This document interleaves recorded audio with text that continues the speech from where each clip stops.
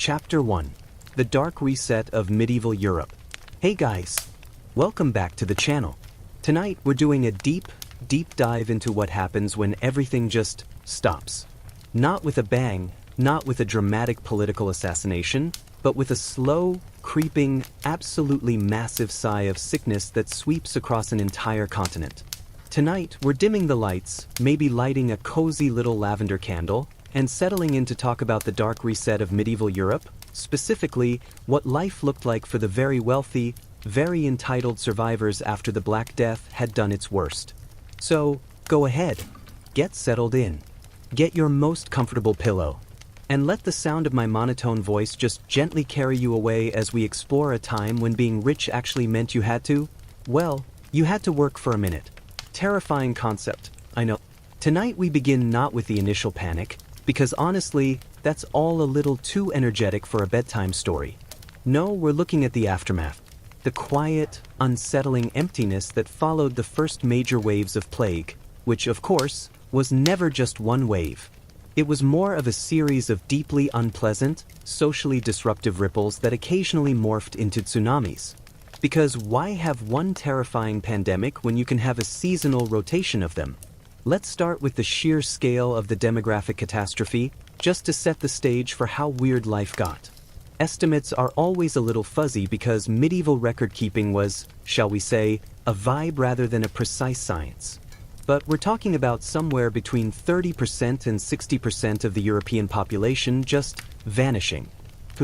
Gone. Imagine that for a second. More than half your neighbors, half your town, half the people who made your ridiculous royal robes, suddenly just aren't there anymore. The world is suddenly a very, very empty place. This wasn't just a sad thing for the common folk. Oh no, this was an administrative nightmare for the elites. The king, the duke, the count, they all looked out over their massive estates and realized something genuinely shocking. All their peasants were dead. Or at least, enough of them were dead that the surviving peasants had suddenly become incredibly valuable. This is where the dry irony of history starts to really peek through its little head. For centuries, the entire feudal system was based on the premise that peasants were cheap, replaceable, and abundant, like a low-quality crop that just kept regenerating. The Black Death arrives, and suddenly, the guy who collects your royal garbage is in a position to negotiate. It's the ultimate, morbidly funny contrast. A world defined by divine right and inherited power suddenly being held to ransom by scarcity of labor. The only thing they truly valued, cheap obedience, had become a luxury item. Let's float over to England for a minute, specifically to the reign of Edward III. Now, Edward III was a king who was definitely a big fan of winning wars, wearing crowns, and generally being in charge. He was one of those aggressively medieval kings who felt he had a moral and divine obligation to be both victorious and massively expensive. Of course he was. So the plague hits. And Edward, to his credit, tries to fix it the only way a medieval king knows how, by making a law about it. A very, very specific and hilariously ineffective law called the Ordinance of Laborers in 1349, quickly followed by the Statute of Laborers in 1351. The Statute of Laborers is a masterpiece of oblivious royal entitlement. It essentially stated, you surviving workers, you must now work for the same wages you earned before the plague. Think about that. Before the plague, there were twice as many of you. Now, you're doing the work of two people for the price of one old person because the king said so. Because why not double down on the absurdity? The reasoning was crystal clear. If wages go up, the cost of everything goes up, and the incredibly comfortable lifestyle of the landowning elite becomes slightly less comfortable. And in the medieval mind, nothing was more important than preserving the social hierarchy and the landed gentry's ability to buy incredibly large hats. The law also decreed that it was illegal to give charity to sturdy beggars, those considered fit to work. The system had to be maintained. You can just picture the royal advisors, sweating slightly in their velvet robes, desperately trying to legislate their way out of a market correction caused by mass death. Did it work? Absolutely not. This is a key sleepy lesson in history. You cannot legislate supply and demand, especially when demand is staying alive, and supply is literally any person with a pulse. The surviving common folk, realizing they held the only valuable commodity left, their living, breathing bodies, simply ignored the statute. They developed a delightful new hobby: leaving. If the Lord of Manor A tried to pay them the old, plague rate wage, they just packed up their meager belongings and walked 2 miles down the road to Manor B, where the Lord was secretly, desperately offering triple the wage to get his crops harvested. This created a lovely little game of cat and mouse that went on for decades. The lords would complain bitterly to the crown, citing the law, but they were simultaneously the biggest violators of the law, because they simply could not let their fields go fallow. Their entire wealth was rotting in the fields without labor. The irony is just palpable, isn't it? The very people who made the law had to break it to survive economically.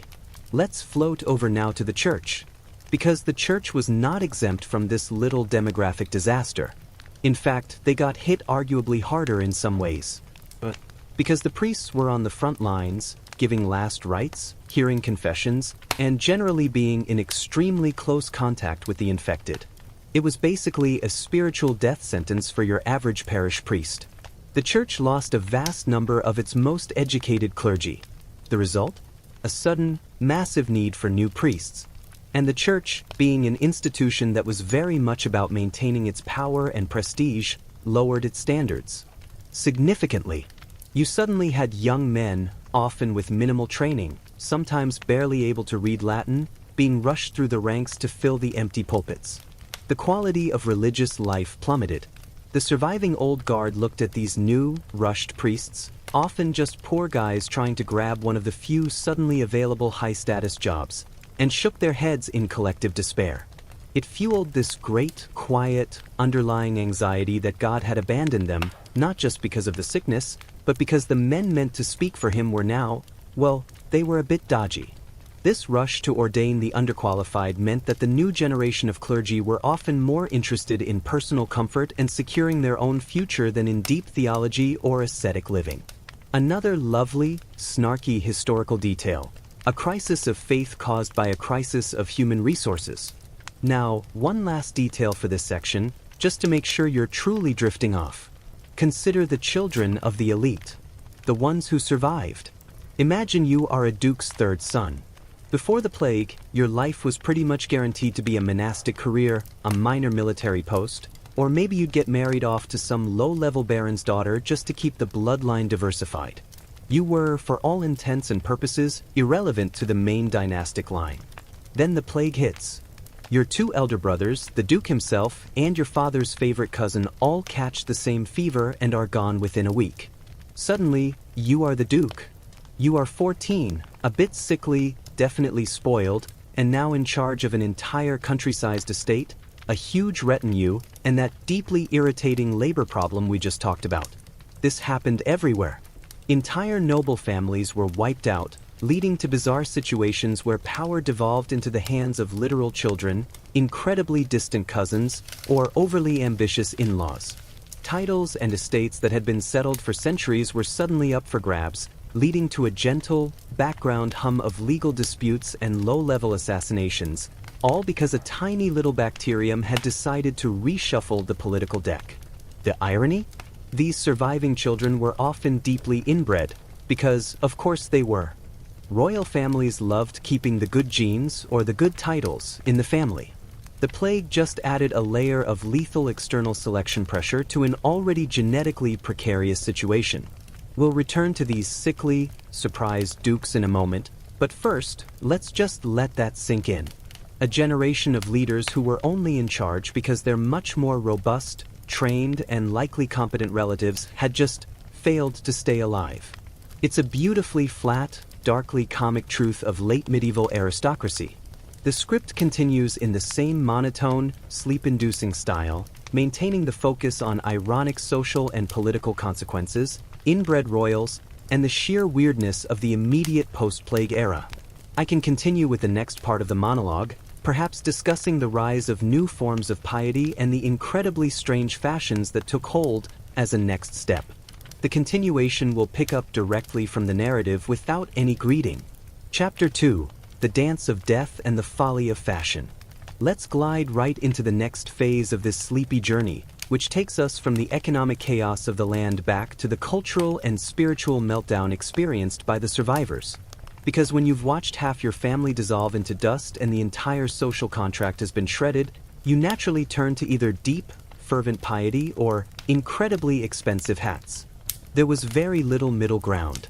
First, let's talk about the spiritual panic. The plague wasn't just seen as a disease, it was an unequivocal sign of divine displeasure. God clearly was furious. But furious at whom? The simple answer was everyone. The slightly more complicated and sociologically interesting answer was the sinners who weren't them. This is where the dark, uncomfortable side of the post-plague world emerges. The most famous and perhaps most disturbing expression of this panic was the rise of the flagellants. Imagine a mass movement of people who decided that the only way to appease an angry God was to collectively give themselves a very unpleasant public whipping. The flagellants would march from town to town, stripped to the waist, forming these massive, hypnotic processions. They'd sing eerie hymns, then they'd lie down in a circle and, on command, rise up and scourge themselves with knotted ropes tipped with metal spikes. They believed that by taking on the physical suffering of Christ, they could earn immediate, collective forgiveness for the world. And they did this 3 times a day for 33.5 days, 1 day for every year of Christ's supposed life. It's such a deeply medieval response, isn't it? A problem arises, and the solution is to introduce maximal physical pain to yourself in public. The sound, the repetition, the sheer spectacle of hundreds of people rhythmically lashing themselves into a bloody frenzy, it was utterly compelling to the shell-shocked populace. They were desperate for a visible, tangible sign of repentance.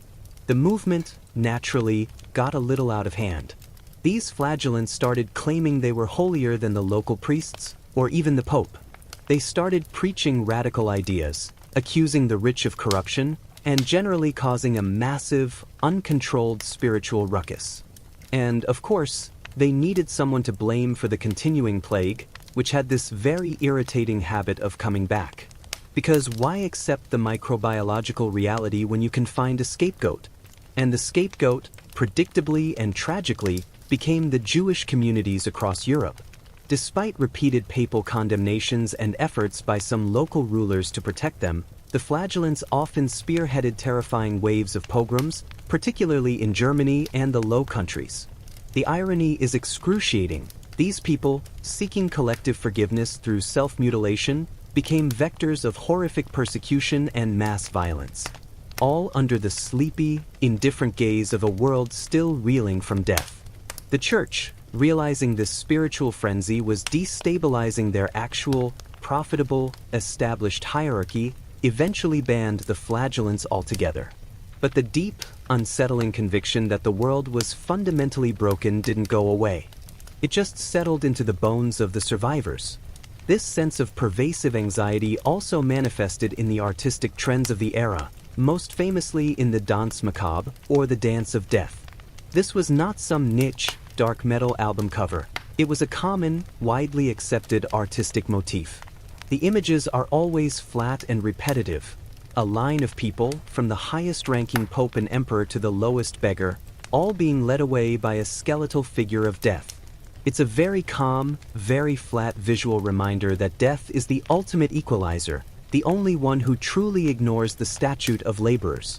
Death pays no heed to titles, only to breathing. It's a deeply comforting idea, in a grim way, for the lower classes.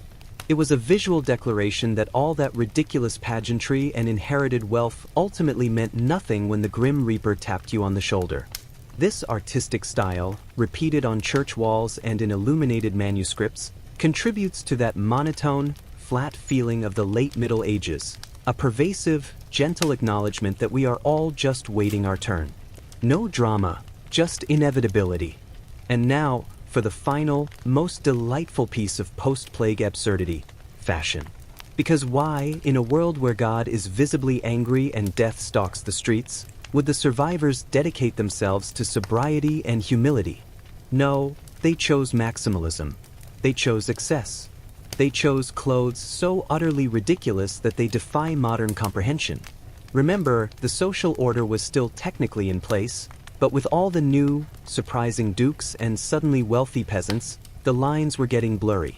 And when the lines get blurry, the rich double down on conspicuous consumption to re-establish their superiority. Enter the pourpoint, or what we might call the stuffed jacket. Men's fashion suddenly became incredibly short and padded. It gave men an absolutely bizarre, slightly top-heavy silhouette. They stuffed their shoulders and chests with things like horsehair or cotton, making themselves look like oddly shaped, aggressive pigeons. Then there were the hupalants. These were massive, voluminous outer garments, often floor-length, with sleeves so huge and draped that they looked like giant, trailing wings. Imagine trying to eat dinner while wearing 2 blankets attached to your arms. The amount of fabric used was deliberately excessive, a visible declaration that you could afford to waste yardage on sleeves that served no purpose other than to look inconveniently wealthy. But the real star of the show, the true champion of post-plague vanity, was the Krakow or Palain. These were shoes. But not just shoes. They were shoes with ridiculously long, pointed toes. I mean really long. Sometimes the points stretched 18 or 20 inches past the foot. The wealthier you were, the longer the toe. And because these points were so long, they had to be stiffened with whalebone or tied up to the knee with little chains to prevent the wearer from tripping over their own fashion statement. Can you picture it? A duke, trying to walk down a set of stairs, gingerly maneuvering his 18-inch toe points, all while wearing a padded jacket and sleeves like curtains. It's a perfect visual metaphor for the era. The world is collapsing, labor is expensive, God is angry, and yet the elite are hobbling around in impractical, dangerous shoes that literally slow them down, simply to prove they have enough money to waste on the pointless, dangling leather. It was vanity as a political statement. The sumptuary laws, those ridiculous efforts by the ruling class to dictate what clothing different social classes could wear, were passed and largely ignored, because everyone, the new rich included, wanted the long shoes and the ridiculous sleeves. The era of mass death created a generation that was desperately religious, deeply cynical, and dressed like an absolute parody of wealth. A sleepy, gentle absurdity, sustained by the uncomfortable truth that they, not their neighbors, were the ones who survived. Let's gently transition now to the next group of people who had a truly horrible time after the plague, the survivors who were supposed to marry the survivors. The slow, creeping disaster of royal genetics in the centuries that followed. Chapter 3. The Perils of the Tiny Gene Pool.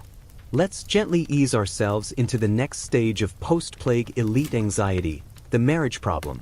Because once you've figured out how to keep your manor running without half your peasants, you need to ensure the dynasty continues. And this is where the previous demographic disaster created a genetic one that would simmer for centuries. The nobility, you see, was already a fairly exclusive club. They only ever married other nobles, preferably ones with land or a title that could be nicely appended to their own.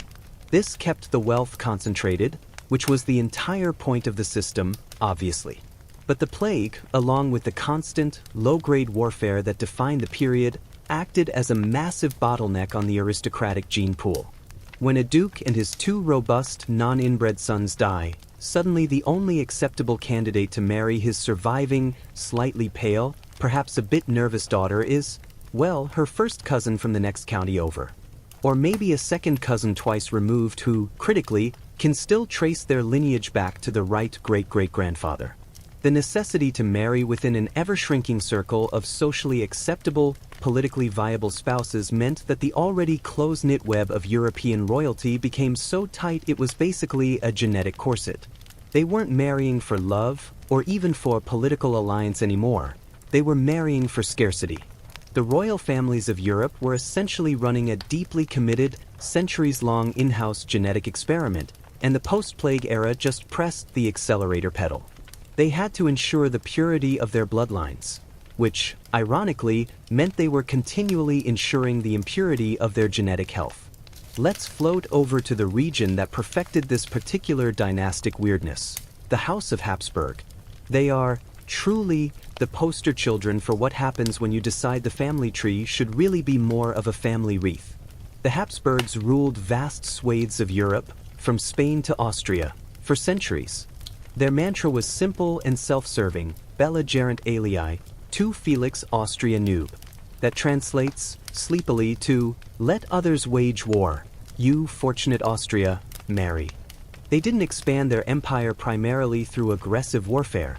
They did it through an absolutely relentless, generations-long campaign of highly strategic, slightly disturbing marriages. But the price of this marital brilliance was paid in soft tissue and bone structure. We are, of course, talking about the infamous Habsburg jaw, or the prognathism.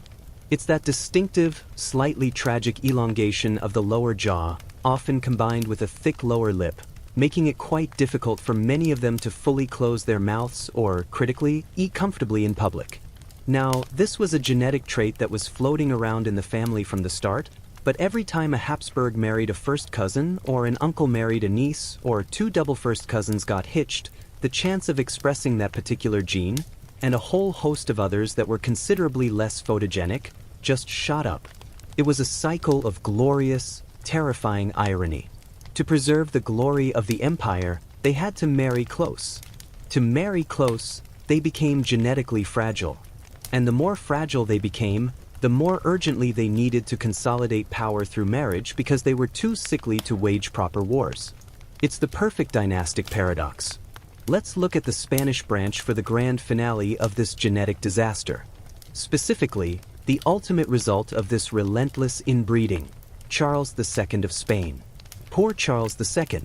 He was born in 1661, long after the plague, but he was the logical, miserable conclusion of 3 centuries of hyper-close royal marriages that were fundamentally intensified by the aristocratic need to conserve power after major die-offs. His family tree wasn't just tangled, it was a deeply convoluted, highly compressed bush. If we look at his pedigree, his ancestry, it is genuinely shocking. Both of his parents were descended from Philip III of Spain. That's normal, of course, but it gets better. His mother, Mariana of Austria, was the niece of his father, Philip IV. Uncle and niece. Philip IV, for his part, had previously married Charles II's great-aunt, Elizabeth of France. The generations are swimming a bit, aren't they? The result of this genetic masterpiece was a king whose level of inbreeding was, according to some analyses, higher than if his parents had been brother and sister. Because of this, Charles II was a medical disaster from birth. He was called El Hechizado, or the Bewitched, because his condition was so poor that people assumed he must be under a demonic spell. Because, naturally, it couldn't possibly be the centuries of cousin marriages. That was God's will. He couldn't speak until he was 4. He couldn't walk until he was 8. He was often described as being physically and mentally impaired, small for his age, constantly drooling, and prone to seizures. The Habsburg jaw on him was so severe, so fully expressed, that his teeth didn't meet, and he couldn't chew his food. Meals were a quiet, constant struggle for the poor king of Spain. And yet, despite being perpetually sickly and mostly incapable of governing, he was the literal center of the Spanish Empire. A vast, global network of wealth and influence, all relying on this one, fragile, drooling individual who was the human embodiment of the phrase, "It went genetically wrong." The most tragic part of Charles II's life, and the final irony of the Habsburg system, was the pressure to produce an heir. The whole purpose of his existence, the reason for the relentless inbreeding in the first place, was to perpetuate the line. Yet, the inbreeding itself had made him almost certainly infertile. He married twice, desperately trying to fulfill his singular dynastic purpose, but it was all for naught. When he died, prematurely at the age of 38, the Spanish Habsburg line simply ended. Vanished in a whimper, a culmination of centuries of genetic hubris. And what did this lead to? Oh, nothing major. Just the War of the Spanish Succession, a massive, continent-consuming conflict fought across Europe for over a decade, all because one profoundly inbred, jaw-afflicted king failed to produce a single viable child. Let's gently leave the drooling Habsburgs for a minute. The lesson, delivered in the quietest monotone, is that when an elite class decides that only a very, very small circle of people are worthy of sharing their wealth, history inevitably finds a way to deliver a slow, crushing, genetic punishment. It wasn't the plague that killed the Spanish Habsburgs. It was the tiny gene pool that the plague and aristocratic arrogance had helped to shrink further. Let's float over to another royal disaster, one that involves a slightly less drooling, but far more emotionally unstable, elite, one where the chaos was less genetic and more psychological. A gentle slide into the terrifyingly high-stakes parenting of the Tudor court. Chapter 4. Sad, sickly, and spoiled, Tudor toddlers. Let's gently shift our focus, moving across the narrow channel from the genetically compromised Habsburgs over to the slightly more vigorous, but far more psychologically brutal world of the Tudor court. We're going to focus now on the true heroes of any good sleep monologue, the royal children. Because if being an adult monarch in the post-plague world meant constantly managing debt, rebellions, and your own physical deformities, being a royal child meant living with an anxiety that most of us can barely comprehend. The stakes were impossibly high, and the love, or lack thereof, was purely transactional. In the Tudor era, and indeed across all European royalty, the child was never just a child. They were a commodity, an asset, and a vessel for the continuation of the entire political project. This sounds lovely, doesn't it? Being the vessel for the entire fate of the nation. It sounds heavy, because it was. The moment a royal child was born, particularly a male heir, their life was immediately separated from all norms. They were swaddled in silk, paraded, and then almost instantly handed over to a vast, complex household of dozens of servants, nurses, and governesses, all of whom had one singular goal: keep the asset alive and keep the asset healthy. And this was difficult because, in the 15th and 16th centuries, staying alive past the age of 5 was still considered a bit of a coin flip, even with all the royal resources. Infant mortality was a constant, terrifying reality. So, the moment the child took a breath, the royal parents, the king and queen, would often subtly, but completely, detach emotionally. It was a defense mechanism. Why invest love in something that might be gone by the next harvest?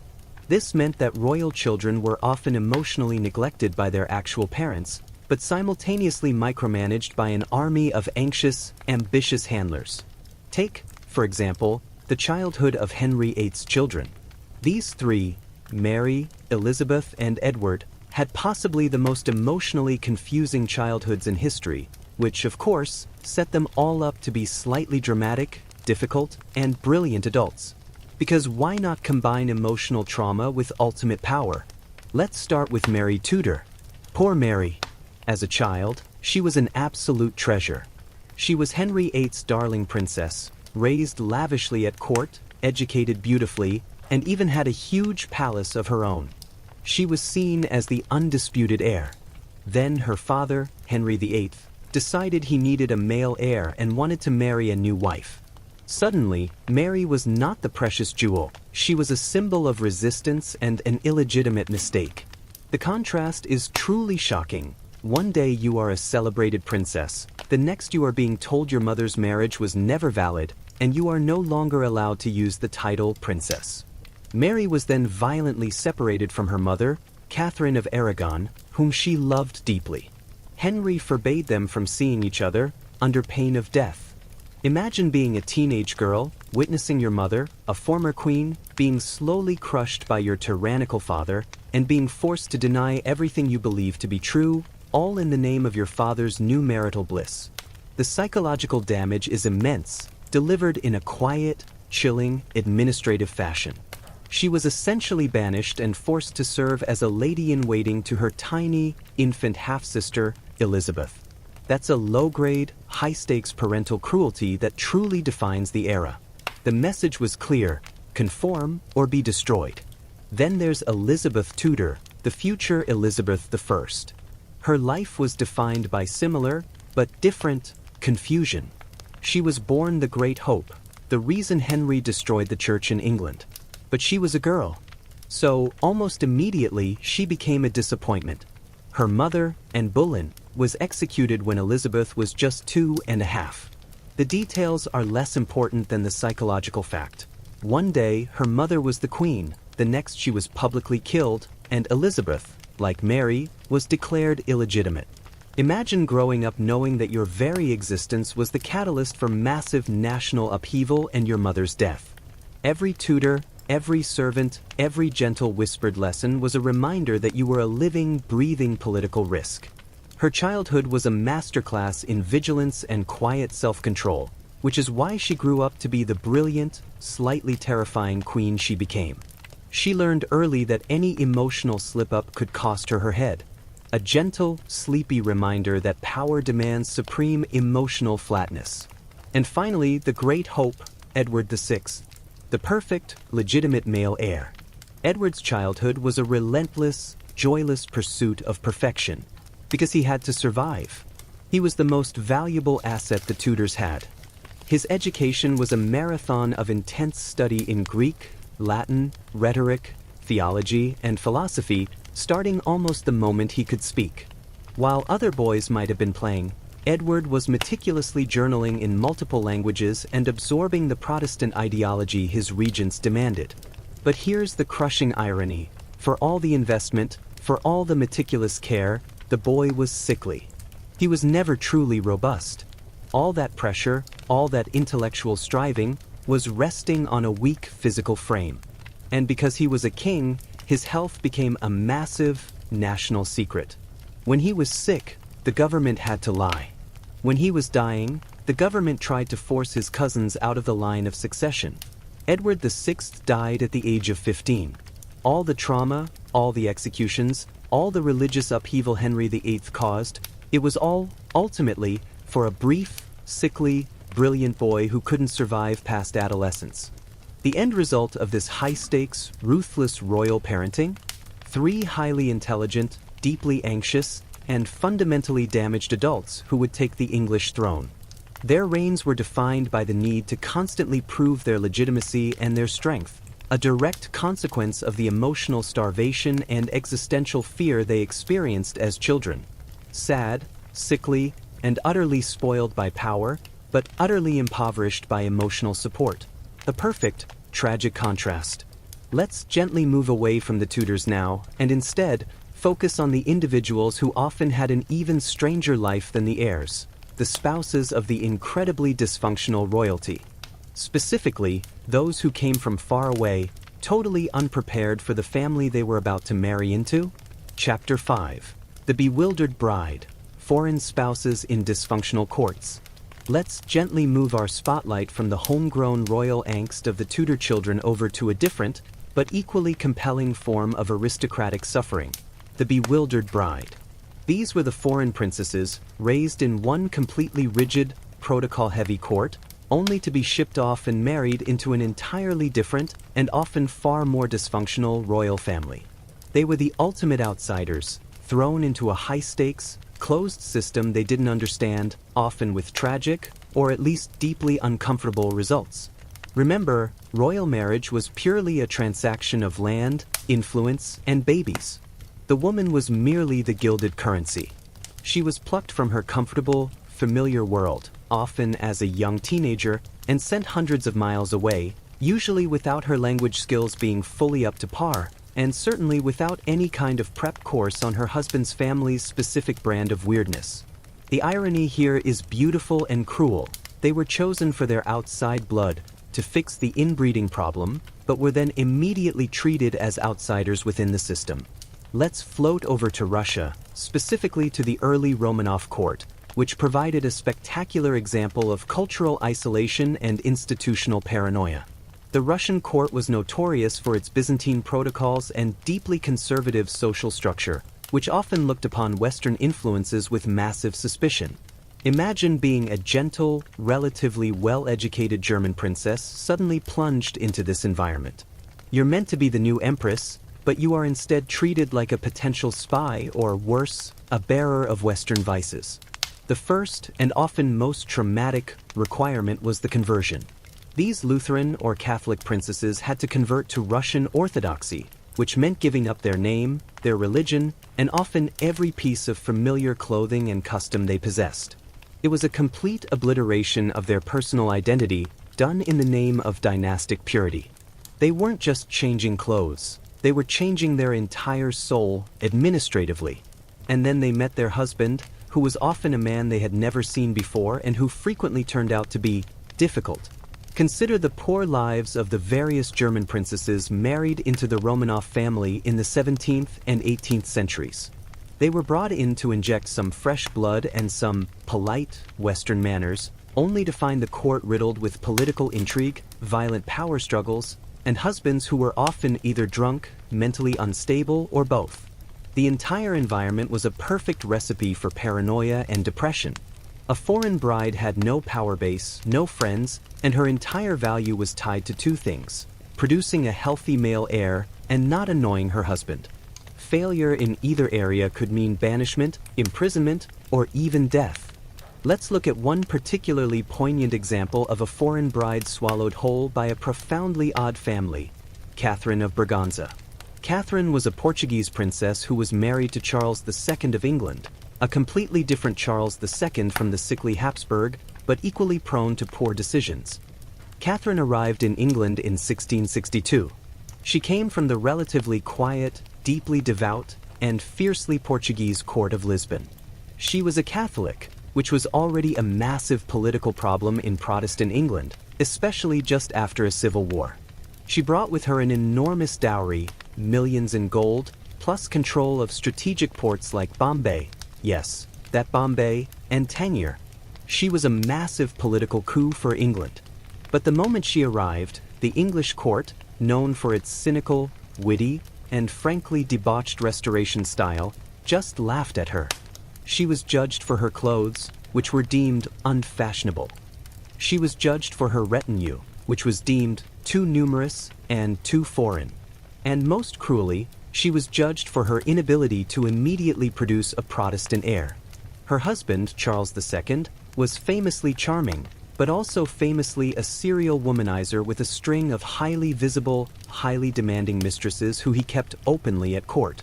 And Catherine was expected to just deal with it. Imagine being a sheltered young bride, arriving in a cold, unfamiliar country, unable to speak the language perfectly, surrounded by people who despise your religion, and then being forced to dine every night with your husband's chief mistress, Barbara Villiers, who was aggressively rude to you and was constantly having Charles's illegitimate children. Charles, to his credit, was initially fond of Catherine and stood up for her when his court tried to send her Catholic priests away. But his loyalty only went so far. He insisted that his mistresses be treated with respect, essentially forcing his own queen to accept their existence as a normal part of court life. Catherine endured years of infertility, which made her position progressively precarious. She was the subject of endless public gossip, political plots, including the utterly ludicrous Popish plot, where she was accused of trying to poison her own husband, and constant pressure to convert to Anglicanism. She found solace in quiet piety, a deep love of tea. She is often credited with popularizing tea drinking in England, a subtle, sleepy legacy of her loneliness, and a quiet, dignified flatness of expression that allowed her to survive. She never produced a living heir, which eventually destroyed her political position, but she did outlive Charles and, eventually, was allowed to return to Portugal utterly exhausted by the experience. Her story is a perfect summation of the plight of the foreign bride, the transactional victim of a system that demanded genetic freshness but provided no emotional support. She was a vital piece of the political machinery, but a disposable person within the family. We see this pattern again and again. Marie Antoinette in the French court, judged for her Austrian origins and her inability to immediately produce a son. Caroline of Brunswick, married to the famously awful George IV of England, who was openly insulted and separated from her almost immediately. These women were the living symbols of the alliances that were supposed to prevent war, but they often ended up as the silent, miserable victims of a court's collective neuroses, amplified by centuries of inbreeding, paranoia, and political pressure. They were the bewildered imports, slowly ground down by the relentless, monotonous cruelty of European aristocratic life. A gentle, tragic note on which to continue our journey. Chapter 6: A Spoonful of Lead, The Horrors of Royal Medicine. Let's gently, and with extreme caution, move into the absolutely terrifying world of royal medicine. Because if being an inbred, psychologically damaged, or utterly isolated monarch wasn't bad enough, imagine the sheer horrors inflicted upon your body in the name of a cure. Royal status meant you had access to the most expensive, most exclusive, and most absolutely useless medical treatments available in Europe. The best doctors of the age were essentially performing high-stakes, incredibly well-paid guesswork, often making the patient much, much worse in the process. The irony is that the poor peasant, who could only afford an herbal remedy and a good night's sleep, often had a better survival rate than the king who was being meticulously poisoned by his highly educated physicians. The entire philosophy of medicine, for centuries, rested upon the four humors theory, which was exactly as scientifically unsound as it sounds. The body was supposedly filled with four fluids: blood, phlegm, yellow bile, and black bile. Illness was simply an imbalance of these humors. The solution? Get rid of the excess. Violently. This meant that the cornerstone of high-status royal treatment was purging and bleeding. If a monarch had a fever, or a headache, or simply felt a bit cranky, the immediate treatment was to open a vein and drain some of their precious, limited blood. The belief was that the bad humors were running wild in the blood, and if you let some out, you were letting the bad out too. This was done with extreme enthusiasm. Royal physicians were known to perform bleeding operations multiple times a day on seriously ill patients. Imagine your immune system fighting off a severe infection, and your doctor deciding to also induce severe anemia and shock. It was a relentless, quiet drain on the royal life force. And if bleeding wasn't enough to restore balance, the next step was purging. This involved aggressively inducing vomiting or diarrhea, again, to expel the noxious humors. The royal patient was given massive doses of various powerful, often toxic, concoctions designed to clean out the system from both ends. Mercury, antimony, and various other metals were all part of the standard royal apothecary. Let's look at the final hours of Charles II of England, the fun, non-inbred one who married Catherine of Braganza. His death in 1685 is a terrifying, flat indictment of royal medicine. When Charles collapsed from what was likely a stroke, his highly trained medical team swung into catastrophic action. The treatment administered over the next few days was a relentless, coordinated assault on his frail body. The record of his treatment reads like a horrific cooking recipe. Bleeding. He was bled multiple times, to the tune of over 20 ounces of blood. Enough to make a healthy man collapse. Purging. He was given strong emetics to induce vomiting and powerful enemas, one made of rock salt, to clean out his intestines. The skull extract. The most bizarre part was the final, desperate remedy, the spirit of human skull. This was an extract made from grinding up a human skull, often a criminal's, and mixing it with alcohol. It was a bizarre, late medieval hangover belief that this could cure brain ailments. Of course it was. Finally, they resorted to hot irons to blister his head, hoping the severe pain would distract the bad humors. The cumulative effect of the treatment was almost certainly what killed him, not the initial stroke. He died exhausted, dehydrated, and chemically and physically assaulted by the very people sworn to save him. The ultimate tragedy of royal health, killed by the most expensive care money could buy. This obsession with purging wasn't limited to acute illness. It was a way of life.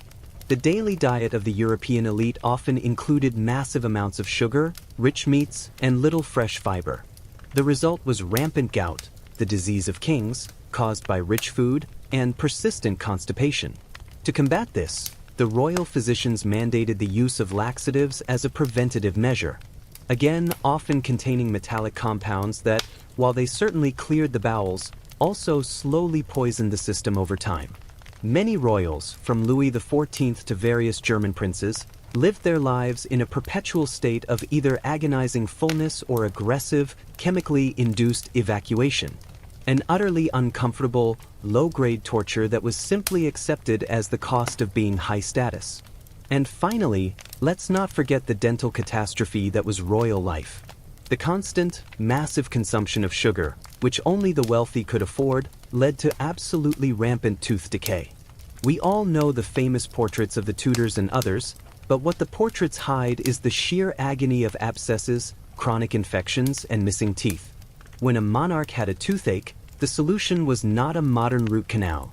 The solution was a visit from the court barber surgeon, whose primary tool was a huge pair of unsterilized pliers. The procedure was brutal, painful, and often successful only in removing the wrong tooth or, critically, introducing further infection into a system already weakened by bleeding and mercury. Queen Elizabeth I, the great survivor, had teeth so rotted that she rarely smiled, and when she did speak, courtiers noted her breath was awful. But you never, ever told the queen she had bad breath. Instead, they just wrote slightly snarky asides in their personal letters. The great irony here, delivered in the quietest voice, is that the ultimate symbol of wealth, sugar, was also the ultimate, quiet destroyer of royal health. It caused the rot, which necessitated the brutal extractions, which led to the infections, which required the aggressive bleeding, which only hastened the end. The royal patient was trapped in a self-perpetuating cycle of costly, status-driven agony. They had the means to buy the best care, but that care was, for centuries, synonymous with the most intense suffering. A final, gentle irony to put you to sleep. Sometimes, the greatest privilege is to be poor enough to be left alone by a doctor. Chapter 7. The Baby Problem, Succession Crises and the Wasted Wombs. Let's gently move our focus away from the agonies of medicine and towards the slow, grinding political terror known as the royal succession crisis. Because nothing brought more chaos, more quiet civil war, and more administrative despair to Europe than a monarch who, despite the best efforts of the royal physicians, simply failed to produce a viable spare. The entire structure of hereditary monarchy relies on one single, biological certainty: the production of a healthy, legitimate male heir. When that certainty collapses, the entire system, which is already held together with velvet threads and outdated laws, starts to unravel. The post-plague era, with its reduced gene pool and general aristocratic fragility, only made these failures more frequent and, crucially, more dangerous. The irony is always present. Millions of pounds, years of negotiation, and the fate of entire nations rested upon the unpredictable, often sickly, biology of a handful of people who were forced into transactional marriages they despised. One of the most spectacular, drawn-out examples of this slow-motion dynastic collapse is, once again, tied to the problem of inbreeding, the ultimate expression of the baby problem. We already touched on the end of the Spanish Habsburgs with Charles II, but let's look at the generation before him, the attempts to save that line, which perfectly illustrates the desperation. The Spanish court was acutely aware that their family had a fertility problem. The marriages were close, the children were sickly, and the death rate was terrifyingly high. Yet they kept trying. Philip IV of Spain, the father of the aforementioned Charles II, embodied this dynastic desperation. He was an aging, increasingly cynical king who had already lost numerous children, many of whom were genetically compromised. His first wife was his niece. After she died, he desperately needed a son who could survive. So, at the age of 42, he married his other niece, Mariana of Austria, who was only 14. Yes, the uncle married the teenage niece, because she was the last acceptable, fertile piece of the Habsburg bloodline available. Because why not?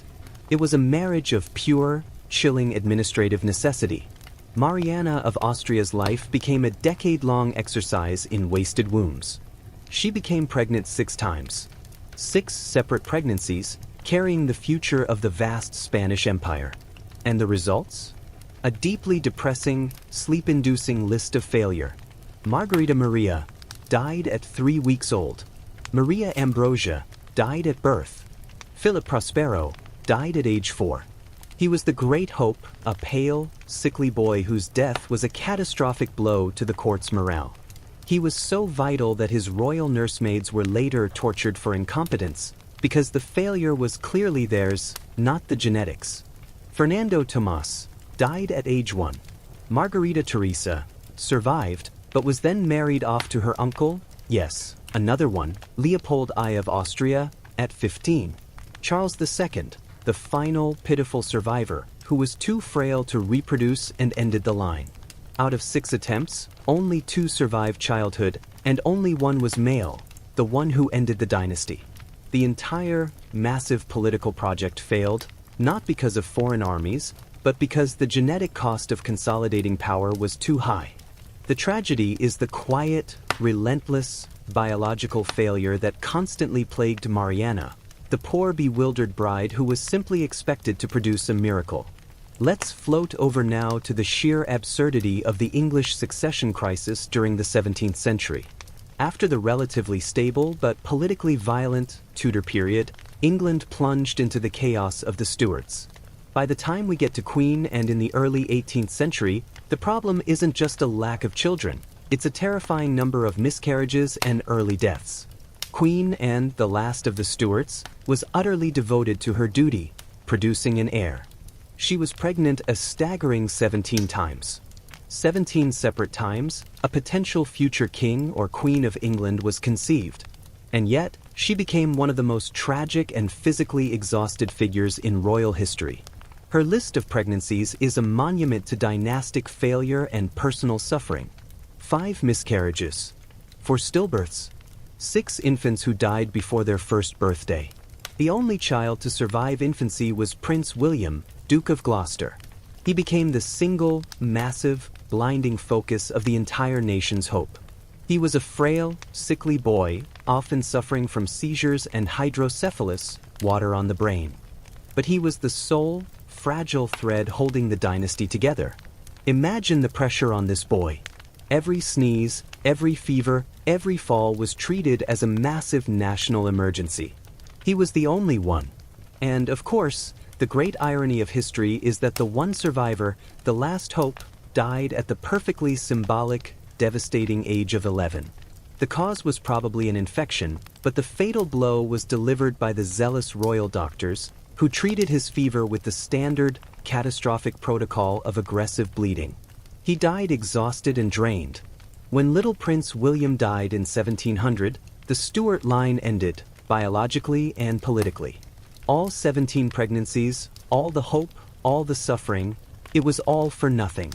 The Parliament, realizing the entire country was facing another succession crisis, had to frantically pass the Act of Settlement in 1701, effectively importing a distant German cousin, George of Hanover, as the next king. The consequences of one 11-year-old boy's death were the complete, fundamental restructuring of the British crown, setting the stage for the next 300 years of the monarchy. All because of a biological failure exacerbated by brutal royal medicine. The greatest crises in history are often just the result of a tired queen and a sickly child. A gentle truth to let you drift away. Chapter 8, Gilded Hobbies and Royal Obsessions, the elite's strange divertissements. Let's gently leave the trauma of child mortality and the terrors of succession and turn to something slightly less lethal, but arguably just as weird, the obsessions and hobbies of the European elite. Because when you are constantly surrounded by vast wealth, have absolutely no need to engage in productive labor, and are suffering from 3 centuries of inherited anxiety, you tend to develop some truly bizarre passions. These hobbies weren't just simple pastimes. They were often aggressive, expensive, and deeply specific ways for the surviving aristocrats to prove their status, their enlightenment, or simply their ability to waste money on something completely impractical. Our first sleepy subject is the grand, ridiculous obsession with collections. Everyone collected something, of course, but the royals and the super elite took it to an entirely new, slightly disturbing level.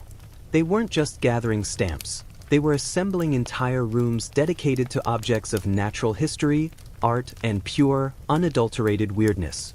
These were the cabinets of curiosities, or Wunderkammern. Imagine a small, overly decorated room designed to be both a library and an attic. It was stuffed floor to ceiling with things that demonstrated the owner's supposed mastery over the entire world. A world, mind you, that was rapidly expanding due to global trade. You would find, side by side, a painting by a famous master, a taxidermied crocodile hanging from the ceiling, a piece of coral, a preserved fetus in a jar, a coin from ancient Rome, and a unicorn horn, which was almost certainly a narwhal tusk. The juxtaposition was the point. It showcased the owner's ability to possess the strange, the beautiful, and the utterly grotesque. These collections were perfect reflections of the anxieties of the post-plague world. By possessing and cataloging these items, the elite were trying to impose order on a world that had repeatedly demonstrated its fundamental chaos and unpredictability. It was an intellectual attempt to control nature and history simply by putting a rare bird next to a rare book. A gentle, pathetic human urge for control. Next, let's look at the particularly flat and persistent obsession of many monarchs: clocks and timekeeping. This might sound dull, but for the elite, time was the ultimate commodity, and controlling its measurement was a quiet flex of power. Kings and princes spent utterly staggering sums on intricate, ridiculously ornate clocks. They weren't satisfied with a simple pendulum. They wanted astronomical clocks that could track the movements of planets or tiny, moving mechanical figurines. Philip II of Spain, a Habsburg of course, was a famously devoted clock enthusiast. He collected them obsessively. His palace, El Escorial, was reportedly filled with hundreds of the things, all ticking away. The irony here is truly delicious. These were rulers whose entire legitimacy was based on an ancient, timeless concept: divine right. Yet, they were obsessed with the most modern, mechanistic measurement of linear time. By collecting clocks, they were symbolically mastering the relentless march of time that was, simultaneously, killing their children, bringing down their dynasties, and moving the world away from their feudal control. They were trying to halt the inevitable by buying the most beautiful measurement of it. A quiet, useless battle against fate. And finally, let's drift over to the incredibly specific, slightly dangerous obsession with miniature wars. Royalty loved war, but by the 18th century, many of the elites were too physically unfit, too culturally refined, or too politically critical to actually lead armies into devastating battle. So, they recreated the violence in miniature. The great example is King Charles XII of Sweden, a man famous for his incredibly aggressive military campaigns and his deep personal eccentricities. But let's look at his slightly more restrained contemporary, Peter III of Russia, Catherine the Great's deeply unsuitable husband. Peter III, before he was spectacularly overthrown by his wife, had a childlike, intense fixation on military life. He was obsessed with the uniforms, the drills, and the rigid hierarchy of the Prussian army, which he modeled his own life on. But his true passion was his miniature army. He had thousands of toy soldiers meticulously carved, painted, and arranged in massive formations on tables and floors of his palace. He didn't just look at them. He would drill them, lead them in mock battles, and treat them with deadly seriousness. In a truly classic moment of royal absurdity, one of his pet rats, during the night, allegedly chewed the head off one of his favorite toy soldiers. Peter III's reaction was not one of amusement. Oh no, the rat was arrested, court-martialed, and then executed by hanging, with the entire miniature army lined up to witness the execution. The King of Russia used the full weight of his ceremonial, military authority to prosecute a rodent for treason against a lead figurine. It's the ultimate expression of the aristocratic disconnect. The elite were so removed from the realities of actual life and death, which, for them, happened on a grand, impersonal scale of plague or war, that they could only relate to concepts of discipline, loyalty, and punishment through the lens of a tiny, controlled drama on a tabletop. They were managing the world by punishing a rat for chewing a toy. These obsessions, the cabinets of curiosities, the precise clocks, the absurd toy armies, were not frivolous. They were the psychologically necessary mechanisms for a privileged class to feel they had agency and order in a world defined by the relentless, quiet, and catastrophic disorder of disease, genetics, and rebellion. Chapter 9. The longest business card: Royal Titles and Insecurity. Let's gently move on to a subject that perfectly encapsulates the aristocratic blend of supreme arrogance and deep-seated insecurity: the absolutely bloated, ludicrously long titles adopted by European monarchs. Because if your power is constantly being eroded by peasant uprisings, plague, and cousin marriage disasters, the only thing you have left to control is the sheer length of your official business card. For the elite, a title wasn't just a name, it was a verbal map of their entire inherited ego. It was a list of every single territory, every ancient claim, every victory, and every ridiculous honorific they could possibly tack onto their names.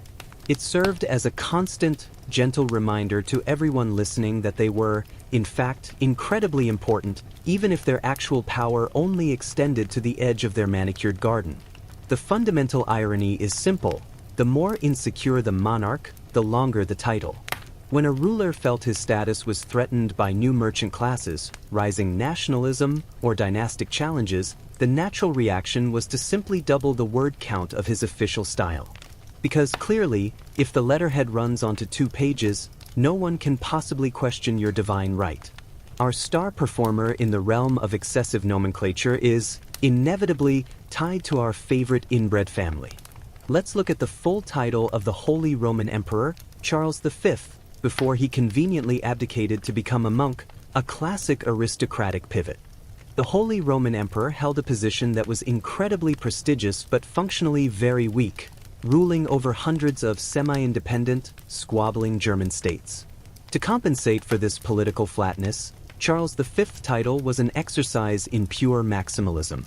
He was, among other things, Emperor of the Holy Roman Empire, King of Germany, Italy, Castile, Aragon, Leon, Navarre, Granada, Seville, Toledo, Valencia, Galicia, Majorca, Sardinia, Corsica, Murcia, Almeria, and the Algarves.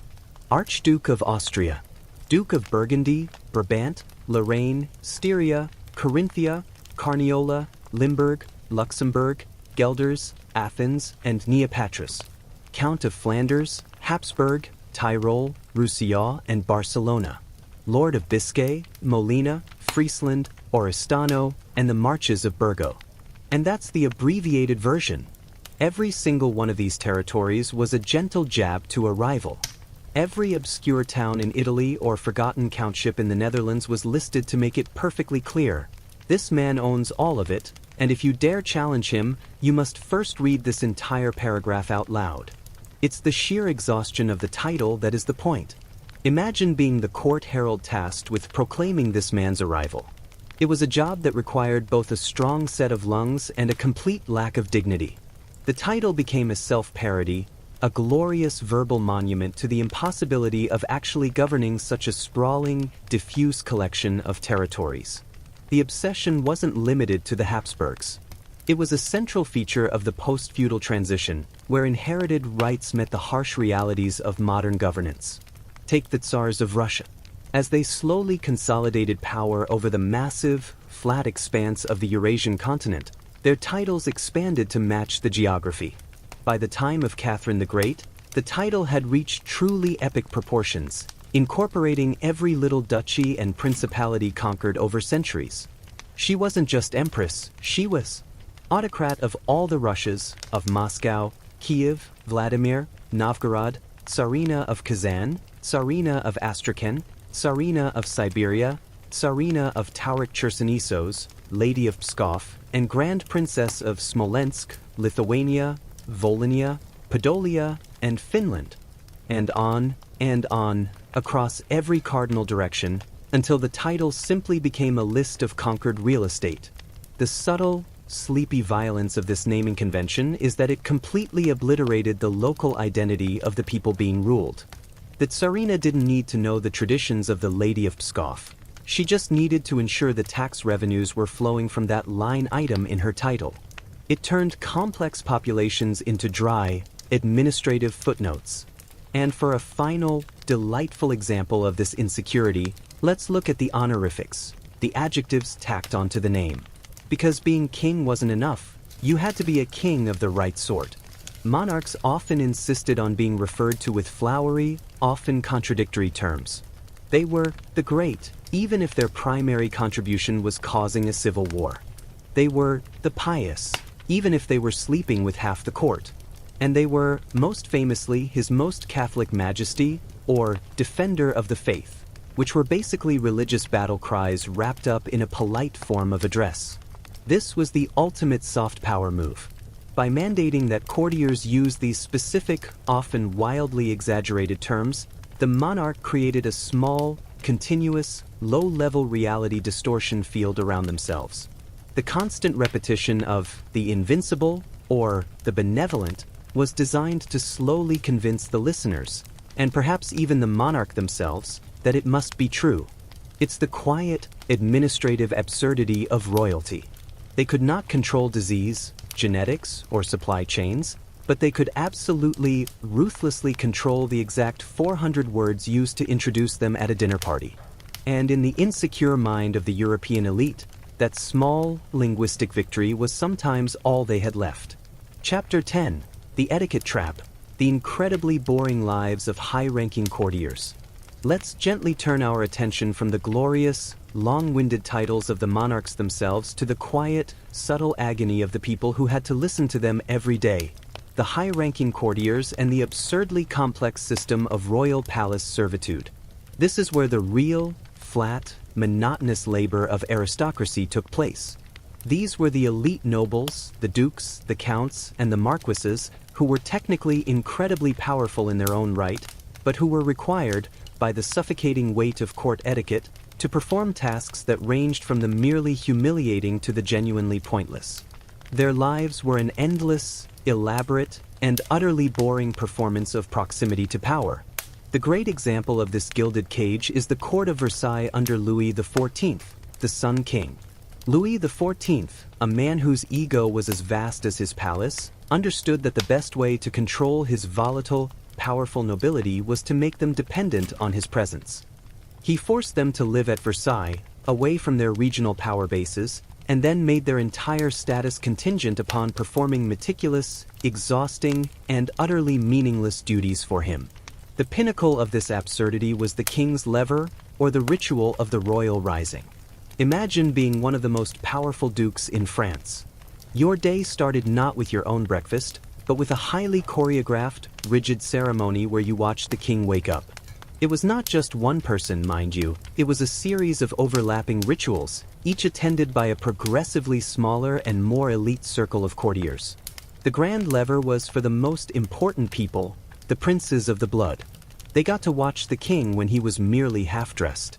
They would watch him be offered his shirt, a piece of linen that was often passed to the king by one of the highest-ranking nobles, a man whose title stretched across half of France. This noble was allowed the honor of handing the king his shirt.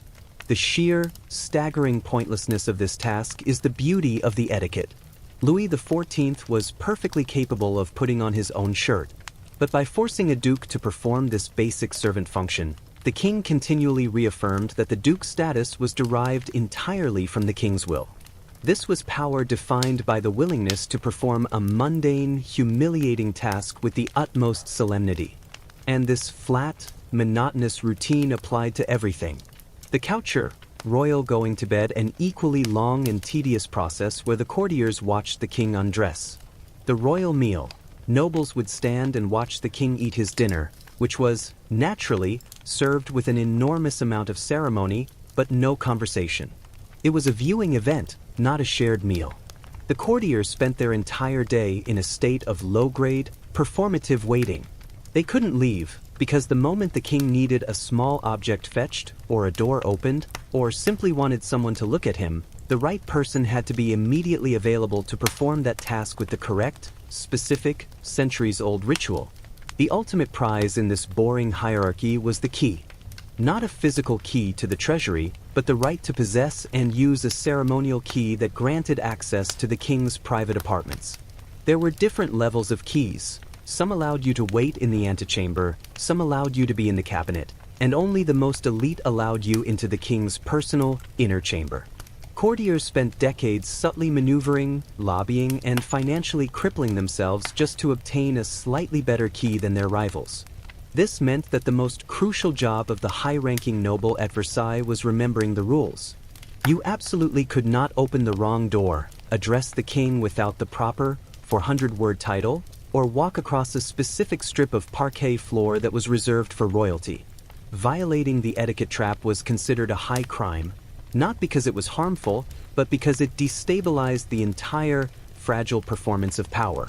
The result of this system was a generation of brilliant, wealthy, and politically ambitious individuals who had absolutely nothing to do except gossip, engage in tiny, subtle status battles, and perfect the art of the deep, ceremonial bow. Their lives were an endless, luxurious monotony where their greatest fear was not war or plague, but a simple faux pas in front of the king. It's the quiet, crushing irony of the courtier's life. They possessed unimaginable wealth and inherited status, yet they were essentially prisoners of protocol, forced to waste their lives in a beautiful, gilded prison, performing boring chores for a man who could easily have done them himself. It's the ultimate aristocratic labor shortage, not of peasants to till the fields, but of genuine, meaningful activity for the elite. A perfectly flat, sleep-inducing testament to the sheer absurdity of inherited power. Chapter 11. The Ultimate Trust Exercise. Royal Food Tasters and the Fear of the Hidden Guest. Let's gently drift into a subject that perfectly captures the quiet, constant paranoia of the European elite. The absolute, unwavering fear of poison. Because if you're a king or a duke, you're not worried about a simple robber. You're worried about the incredibly intimate, incredibly undetectable betrayal delivered in your morning porridge. This fear was not entirely irrational. Historically, poison was the weapon of choice for ambitious relatives, scorned spouses, and political rivals. It was silent, effective, and left minimal messy evidence. It was the ultimate aristocratic assassination tool, often administered by the very people you were forced to trust. Your cooks, your cupbearers, or even worse, your physician. To combat this constant, low-grade terror, the solution was the creation of the ultimate, high-stakes, incredibly stressful court position, the royal food taster. The food taster, or the assier in some courts, had one single, deeply unpleasant job: to eat a small portion of the royal meal before the monarch did. They were the ultimate living, breathing form of quality control. Their presence was a constant, visual affirmation of the king's vulnerability and the level of distrust felt for everyone in the room. Imagine the job description: must be reliable, must have an excellent sense of taste, must be willing to die, suddenly and violently, on the job. The irony here is palpable and quiet. The monarch was so fearful of the toxicity of his own family and court that he had to force a trusted employee to risk a gruesome death, just so he could safely eat a lamb chop.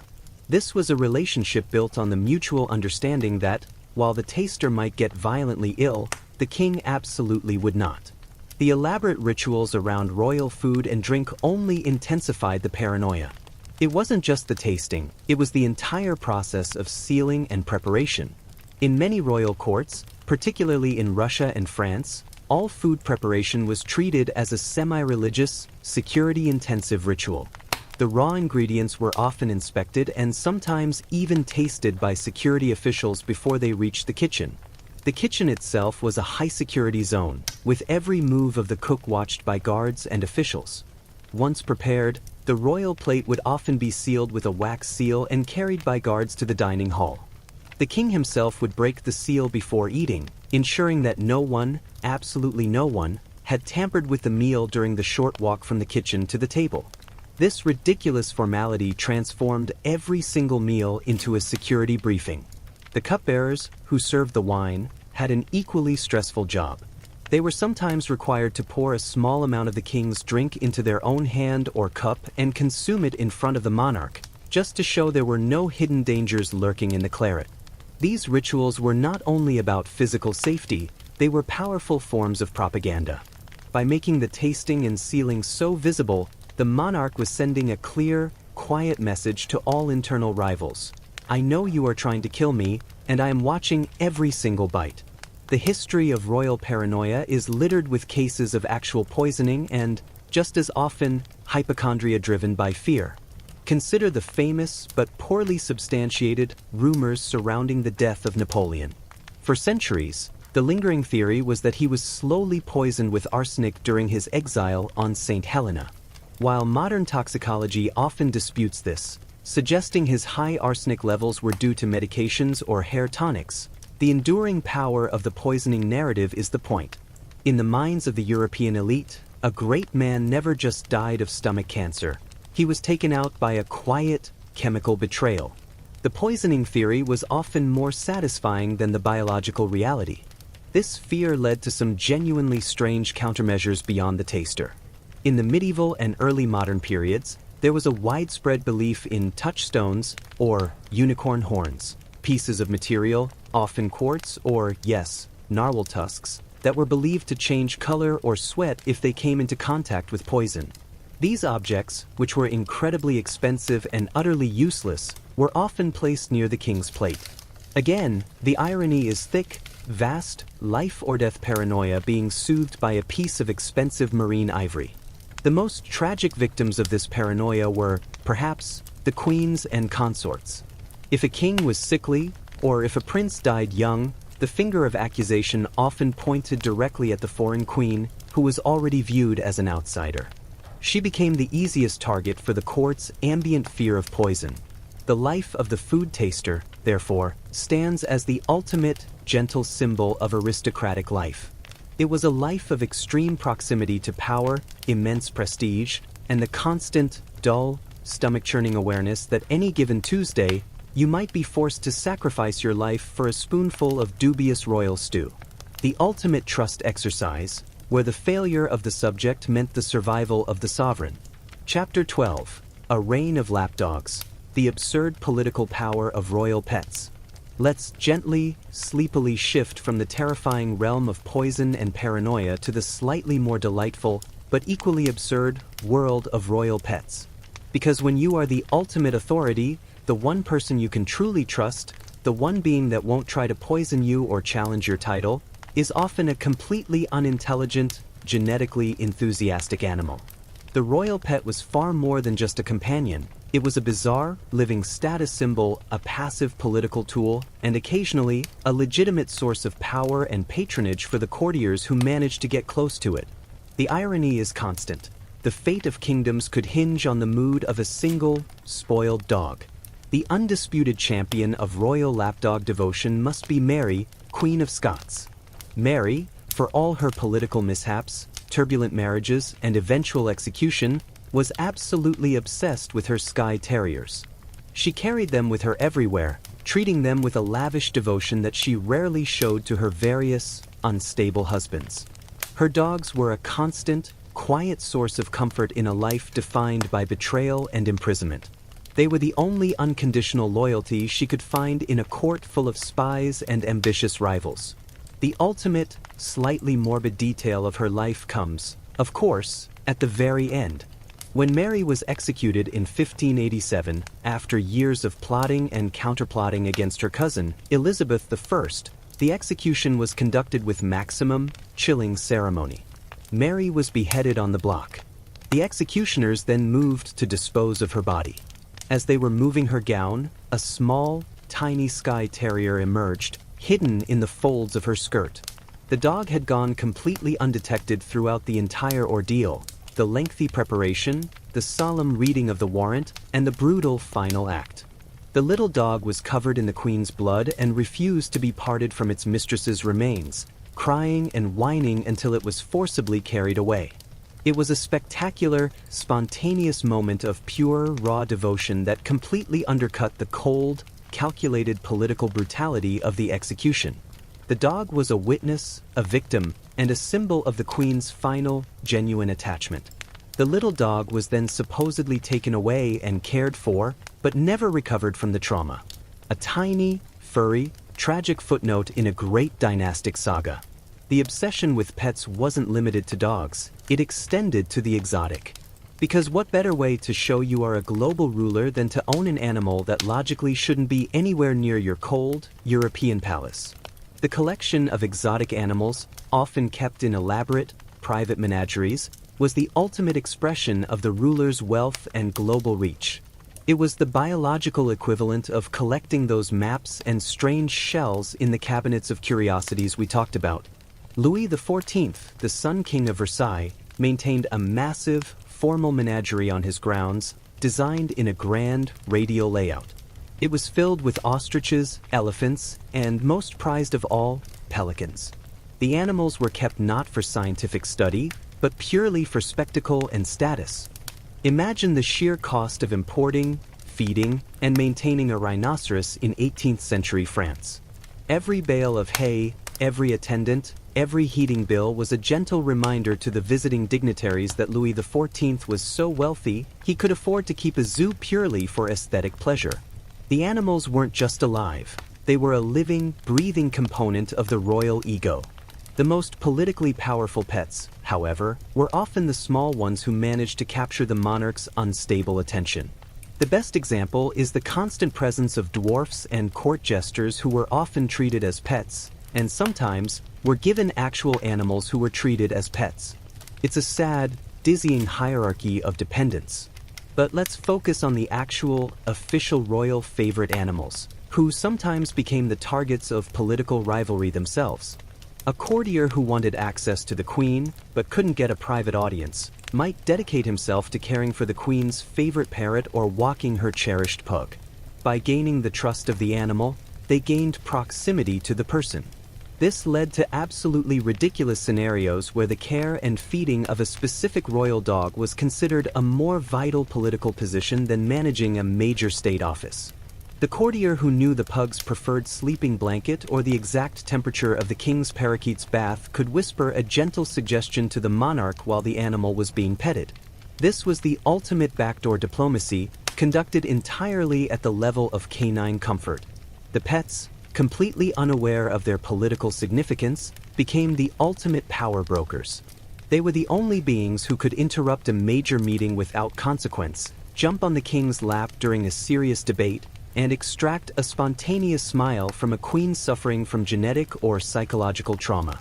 In a world defined by suffocating protocol, the pet was the only truly free agent. They could wander where they pleased, bark when they wanted, and demand attention simply because the royal heart, starved of genuine, honest affection, craved their simple, furry presence. It's the quiet, comforting absurdity of the absolute monarch. They control millions of people, but their genuine joy and relaxation depend entirely on the small, uncomplicated demands of a lapdog. A gentle, final irony on which we can let our minds float away. Chapter 13: The Great Escape, Abdication and the Quiet Retreat to the Monastery. Let's gently, quietly explore the ultimate aristocratic escape route, abdication and the seemingly bizarre phenomenon of monarchs trading a crown for a cowl. Because when you've endured enough of the inbreeding, the poison threats, the ridiculous etiquette, and the crushing weight of a failed dynasty, sometimes the only sane choice is to quit and find some peace in the monotone routine of a monastery. The irony here is deep and wonderfully flat. After spending a lifetime obsessed with power, legitimacy, and the precise length of their titles, a surprising number of Europe's most powerful rulers simply woke up one day, realized the game wasn't worth the headache, and voluntarily handed the whole messy business over to someone else. They were defeated not by an invading army, but by the relentless, monotonous stress of their own high office. The most famous, and perhaps the most poignant, example of this great escape is, once again, the Habsburg we met earlier. Charles V, the man with the longest business card in Europe. Charles V was the Holy Roman Emperor, King of Spain, Archduke of Austria, and so much more.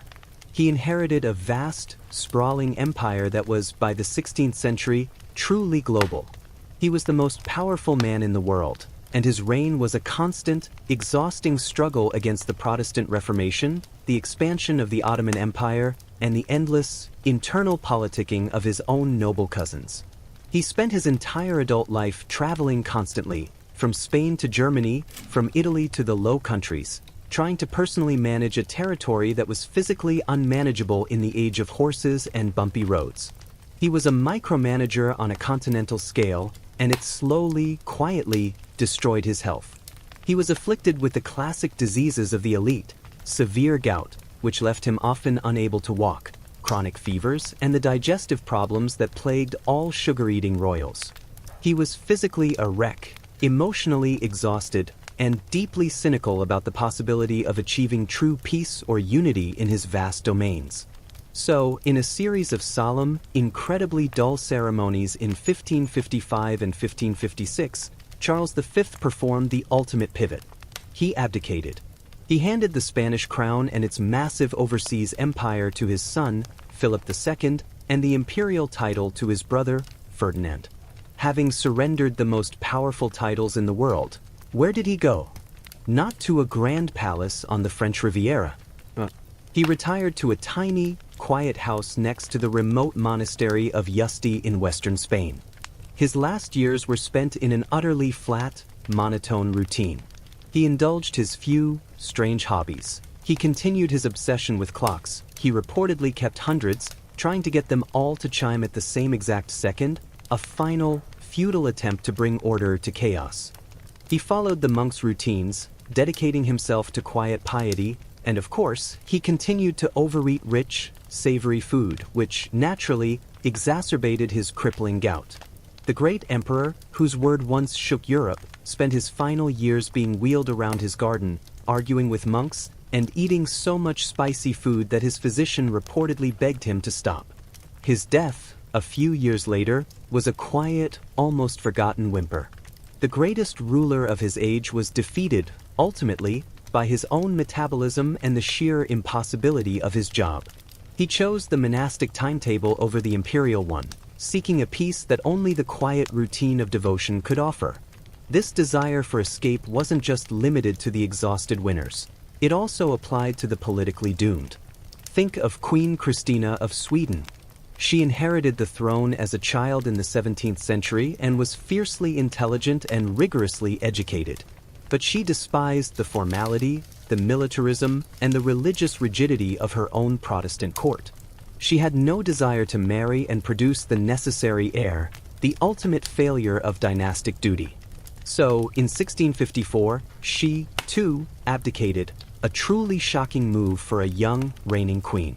She immediately left Sweden, converted to Catholicism, a massive, political slap in the face to her Protestant nation, and spent the rest of her long, strange life wandering Europe, pursuing her intellectual and artistic obsessions, and generally living as a highly unconventional, slightly scandalous royal expatriate.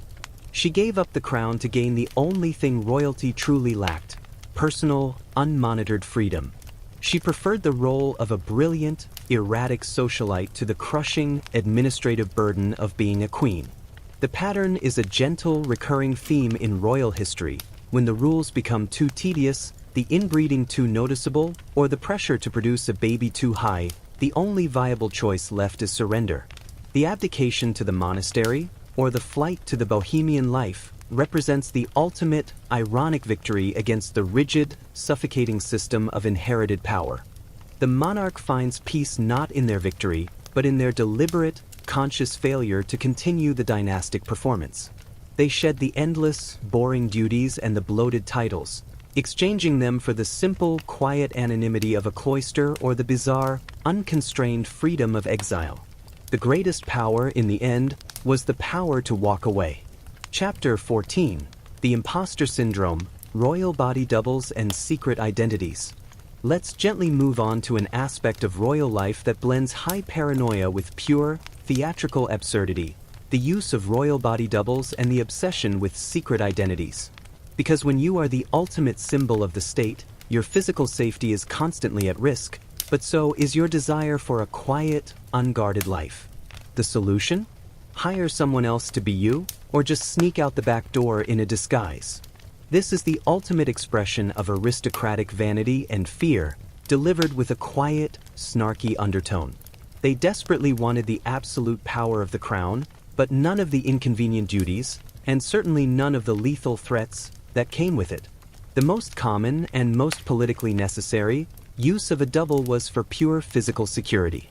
If a monarch was traveling through hostile territory, or even just attending a public event where assassins were a known hazard, it was deemed perfectly acceptable to send a look-alike in the royal carriage. This double, often a person of similar build and sometimes suffering from a tragic family resemblance, would endure the public gaze and, critically, absorb the potential bullet or poison dart intended for the actual sovereign. Imagine the job interview for this role. Your primary duty is to stand in a beautiful uniform, wave convincingly, and possibly die a sudden, violent death so that the king can continue his lineage. Benefits include a nice apartment and a very nervous existence. This led to some genuinely strange situations where the double became a political figure in their own right, absorbing some of the monarch's aura, but none of the true power. The greatest terror for the double was not the assassin, but the possibility of a mistaken identity crisis within the palace itself. What if the king's own guards accidentally locked him up, thinking he was the double, or worse, what if the queen preferred the double? The need for a double also extended to the dynastic duty of being seen. In an age before mass media, the physical presence of the monarch was the ultimate propaganda tool. But what if the king was constantly sickly, which, as we know, was the norm, or simply utterly exhausted by his endless lever and coucher rituals? You can't just cancel a major state parade because the king has a gout flare-up. So, a double was often called in to simply sit in the carriage or stand on the balcony for long periods, waving gently. The double was a form of political performance-enhancing drug, ensuring the image of a healthy, vigorous monarchy was maintained even when the actual monarch was in bed, sweating out a fever induced by aggressive bleeding. This gave rise to persistent historical rumors of royal changelings, the idea that a weak or sickly infant prince had been replaced with a healthier, unrelated child to ensure the smooth continuation of the line. The famous, utterly flat legend of the prince in the tower, the two boys who vanished in the late 15th century, generated countless theories, including that one or both had been replaced by lookalikes. The idea that royalty could be easily replaced by a lookalike was a persistent, quiet anxiety that underscored the fragility of inherited power. But far more delightful than the use of doubles for protection was the royal obsession with secret identities for purely personal enjoyment and escape. If you were a king, you couldn't just walk into a tavern, listen to gossip, or engage in a simple conversation without dozens of courtiers bowing and then immediately trying to extract a political favor. It was suffocating. The only way to achieve genuine, unmonitored human interaction was to dress up as someone else. The great practitioner of this gentle art of subterfuge was Harun al-Rashid, the Abbasid Caliph of Baghdad, whose nocturnal excursions inspired many tales in 1001 Nights. Though not European, the spirit is the same, the great ruler sneaking out at night to observe his subjects and find a moment of unvarnished truth. In Europe, the practice was less dramatic but equally snarky. Monarchs would often don simple cloaks or servants' clothes and slip out of the palace under the cover of darkness. They were seeking the ultimate aristocratic thrill, anonymity. They wanted to hear what people actually thought of them, or simply enjoy a night of drinking without the endless, suffocating formality of the court. Frederick the Great of Prussia, the fiercely intellectual and cynical king, was known to indulge in this quiet espionage. He would occasionally wander the streets of Potsdam late at night, dressed in a plain, dark overcoat. He wasn't looking for a plot. He was looking for unfiltered opinion or, more likely, a fleeting sense of normalcy that his royal position explicitly denied him. The irony of this is quite beautiful. The man who had the power to command the entire nation was so deeply isolated by his own status that he had to pretend to be nobody just to feel like a person. The king, who demanded the longest title on earth, occasionally chose the most flat and anonymous identity available, the simple commoner. The entire practice of body doubling and secret identities is a quiet testament to the enduring, universal human desire to escape one's own life, a desire only amplified when that life is defined by the deadly monotony of absolute power. They were running not from danger, but from the crushing weight of their own magnificent, yet boring, performance. Chapter 15. The Royal Debt Trap. How Monarchs Bankrupted Europe with Vanity. Let's gently move our focus now from the psychological agonies of the elite to the absolutely catastrophic financial agonies they inflicted upon the rest of Europe. Because a monarch who is secure in his divine right to rule is also secure in his divine right to spend money that he absolutely does not possess. The quiet, persistent reality of European monarchy throughout the early modern era was not glorious conquest or stable governance, but rather a constant, grinding state of near-total insolvency. Kings and queens, despite taxing their subjects relentlessly, perpetually bankrupted their nations through a combination of three things: incredibly expensive wars, ridiculously lavish vanity projects, and sheer, flat-out financial incompetence. The irony here is truly delicious. The people who owned everything were constantly broke. The cost of looking good, vanity spending. The first and most easily digestible form of royal financial ruin was vanity spending. A monarch was required to maintain a level of splendor that was visible, immediate, and utterly unsustainable. This wasn't just about looking nice, it was about political theater. The splendor was meant to project an image of wealth and power so immense that no one would dare question the underlying debt. The undisputed champion of this particular financial disaster was Louis XIV of France, the Sun King, whose magnificent palace, Versailles, was a financial black hole.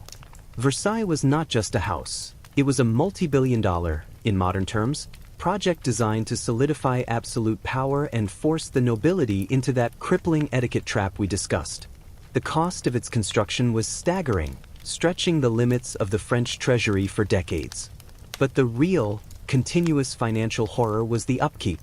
Imagine the weekly bill for heating, lighting, maintaining the massive gardens, and most crucially, feeding the thousands of courtiers who were required to live there year-round. Every single lever and coucher ceremony, every ball, every elaborate fountain display was an administrative expense paid for with borrowed, taxed, or simply imaginary money. Louis XIV was so obsessed with image that the cost of his court rituals alone, the gowns, the silks, the daily replacement of silver cutlery that was often borrowed by departing courtiers, was enough to fund a small army. He was spending a fortune to prove he had one. It was a massive, beautiful lie built entirely on deficit spending. The end of the dynasty, warfare costs. The second and far more lethal, because of insolvency, was the constant, low-grade warfare that defined European history. Every king felt a constant genetic pull to fight a war, to expand the territory, prove their bravery, or simply to settle a distant, inherited squabble with a cousin. And in the post-plague world, warfare had become incredibly expensive. It was no longer just a bunch of knights. It involved massive standing armies, expensive artillery, and the need to pay foreign mercenaries, often in hard currency. Take the case of Philip II of Spain, Charles V's son. He inherited the largest empire on earth, fueled by the massive inflow of gold and silver from the Americas. This was literally the wealthiest nation the world had ever seen. And yet, Philip II was almost permanently bankrupt. He managed to default on his national debts 4 times during his reign: 1557, 1560, 1575, and 1596. How do you bankrupt an empire fueled by literal mountains of American silver?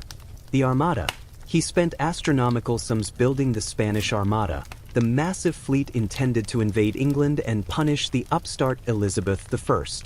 When the Armada was defeated in 1588, it was not just a military disaster, but a financial one from which the Spanish treasury never truly recovered. The Netherlands. He spent decades fighting the endlessly expensive, impossible-to-win 80 Years' War to retain control of the rebellious Dutch provinces. This slow, grinding, bureaucratic war acted like a financial siphon, drawing every ounce of silver from the Spanish treasury and pouring it into the swampy battlefields of the Low Countries. Philip II was a micromanager who personally signed countless administrative papers, yet he completely failed to grasp the simple economic fact that you cannot spend more on mercenaries and ships than you take in. The entire project of the Spanish Golden Age was built on a debt bubble that burst repeatedly, slowly sinking the world's richest empire into permanent poverty. The solution: borrowing and selling. When a king ran out of money, which was always, they resorted to 2 primary, desperate, and deeply unstable financial maneuvers: borrowing and selling dignity. Borrowing. Kings didn't borrow from banks. They borrowed from powerful private financiers and merchant families in Italy, Germany, and the Netherlands. These financiers demanded incredibly high interest rates to compensate for the very real risk that the king would simply default, which, as we saw with Philip II, was common. This created a permanent, crushing interest payment that continually ate up any new revenue. The sovereign became a desperate dependent on his creditors, the ultimate irony of absolute power. Selling dignity, the monarch would sell anything that wasn't nailed down. They sold titles, granting people like wealthy merchants the status of count or baron for cash. They sold offices, allowing people to buy positions as tax collectors or judges. This created a court where status was purchasable, not inherited, further eroding the old aristocratic order and filling the palace with people whose only loyalty was to their own bank account. This relentless financial desperation created the conditions for the Great Revolutions. The French monarchy collapsed not because of a grand philosophical shift, but because Louis XVI simply could not afford to pay the interest on the debt left over from the wars of his ancestors, wars fought to maintain the very status that was now bankrupting him. The gentle, final truth of the royal system: it was all a house of cards. The massive titles, the gilded carriages, the lace and the velvet, it was all paid for with endless debt, creating a magnificent facade that was constantly just one missed interest payment away from total, embarrassing collapse. Chapter 16: The Ultimate Snooping, Royal Correspondence and the Hidden World of Official Gossip. Let's gently, quietly peer into the most fascinating and often pettiest corner of royal life: official correspondence and the private diaries of the elite. Because while the court was defined by layers of tedious etiquette and high-stakes ceremony, the real thoughts and feelings, the snark, the gossip, the quiet anxieties, were recorded in hurried letters and deeply personal journals, hidden away from the public gaze. The irony here is delicious. The people who were masters of public performance and rigid formality were absolute disasters at keeping their opinions to themselves when they put a pen to paper. And these documents, centuries later, reveal the true, low-grade chaos and deep personal resentments that defined life in the Gilded Cage. Love letter: the danger of the handwritten word. For royalty, every single written document was a potential political weapon. A simple letter could be intercepted, misinterpreted, or sold to a rival, leading to exile, imprisonment, or a full-blown succession crisis. And yet, they wrote constantly. The need for royal communication was immense. All those dukes, counts, and governors spread across the realm required constant instruction. But in the letters between equals, sister queens, diplomatic envoys, or trusted friends, the veneer of formality often cracked. We find letters between queens where they discuss the disastrous wedding dress of a cousin, the terrible stench of a certain ambassador, or, critically, the inability of a specific royal male to produce an heir. These were the high-stakes gossip columns of the era, where the fate of nations was discussed alongside a critique of someone's awful new wig. For instance, the correspondence between Queen Victoria and her many royal relatives is a sprawling monument to judgmental, high-status chatter. Victoria was the ultimate European matriarch, and her letters are filled with quiet, persistent disapproval of her cousins' choices, their marriages, their spending habits, and their political ineptitude. She gently but relentlessly passed judgment on the vast network of European royalty, providing historians with an invaluable, yet incredibly biased, view of court life. The irony is that the queen of the largest empire on earth spent a considerable amount of her time in a quiet, handwritten critique of her own extended family. Diaries of distress, the internal meltdown. More intimate and often more devastating were the private diaries and journals. These were the places where the psychological damage of the job truly surfaced. The journals reveal the pervasive anxiety, the crushing loneliness, and the absolute tedium of the court routine, feelings that could never, ever be displayed in public. The Diary of Samuel Pepys, though not a monarch, gives us the ultimate insider's view of 17th century English court and political life. He was a high-ranking naval administrator, and his diaries are an explosion of frankness, detailing everything from his chronic stomach problems to his disdain for his colleagues, all written in a secret code to prevent discovery. Pepys's journals are a glorious blend of the magnificent and the utterly mundane. He might describe witnessing the Great Fire of London on one page, and on the next, he's complaining about the quality of his wine or the fact that his wife is annoying him. This juxtaposition, the vast sweep of history crashing against the petty grievances of daily life, is the quiet, profound charm of these documents.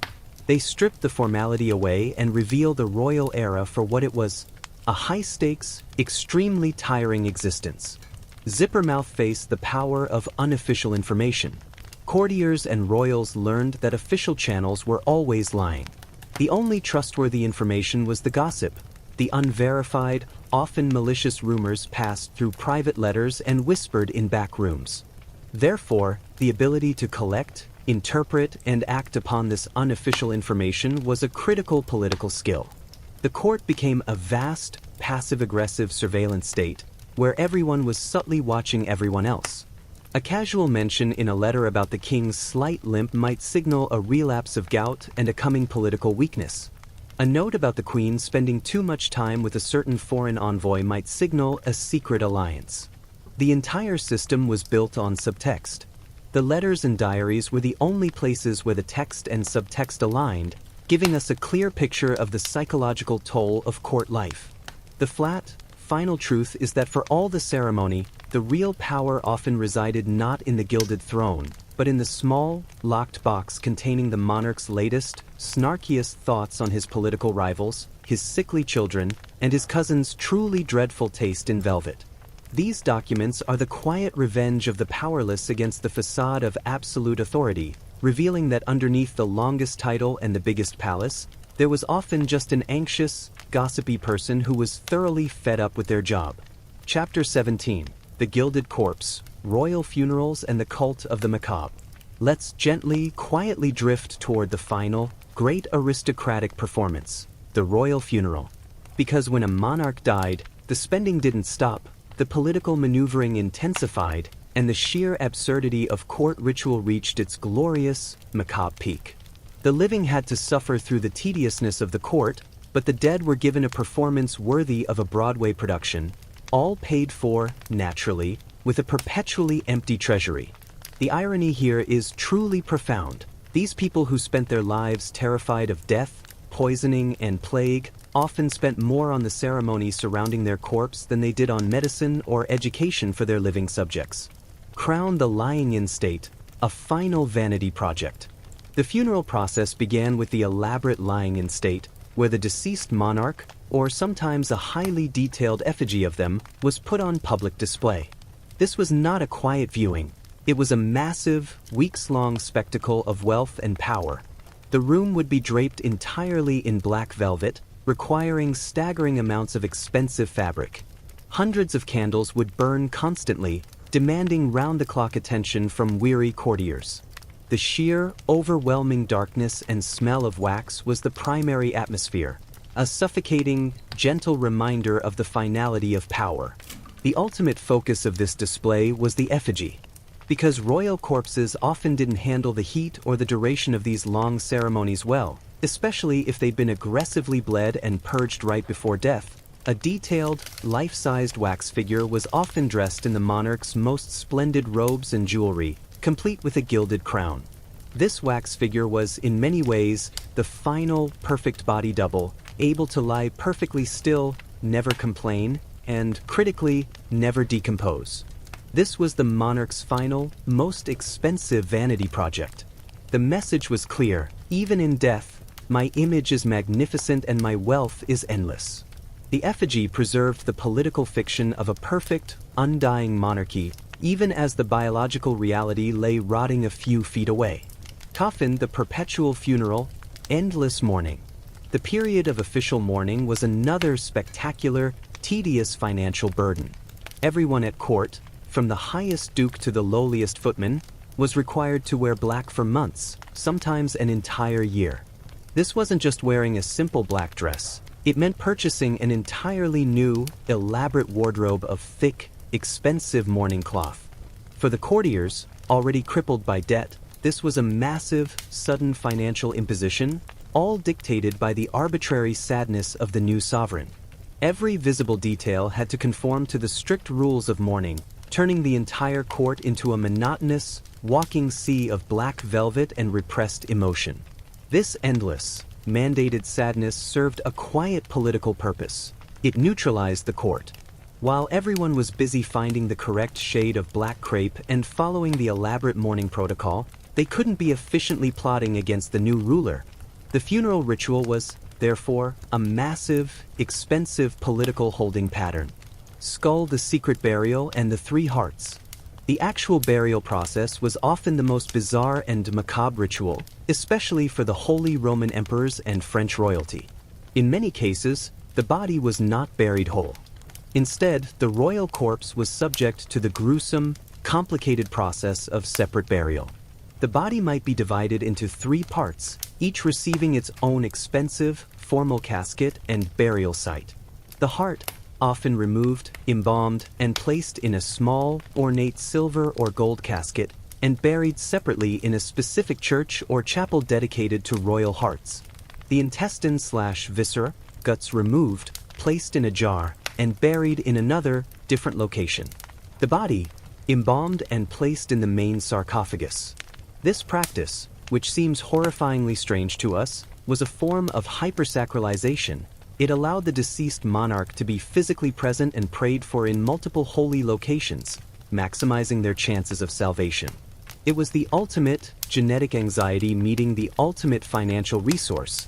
If one grave isn't enough to secure heaven, let's buy 3. And let's not forget the sheer weight of the coffin. Royal coffins were often encased in multiple layers, wood, lead, to help with preservation, ironically, and then a final, outer gilded sarcophagus made of expensive metals. These things weighed literal tons and required dozens of men and specially reinforced carriages to move. The funeral procession became a monumental display of manpower and metallic wealth, a slow, gentle journey of gilded, segmented decay. The royal funeral, therefore, was not about grieving.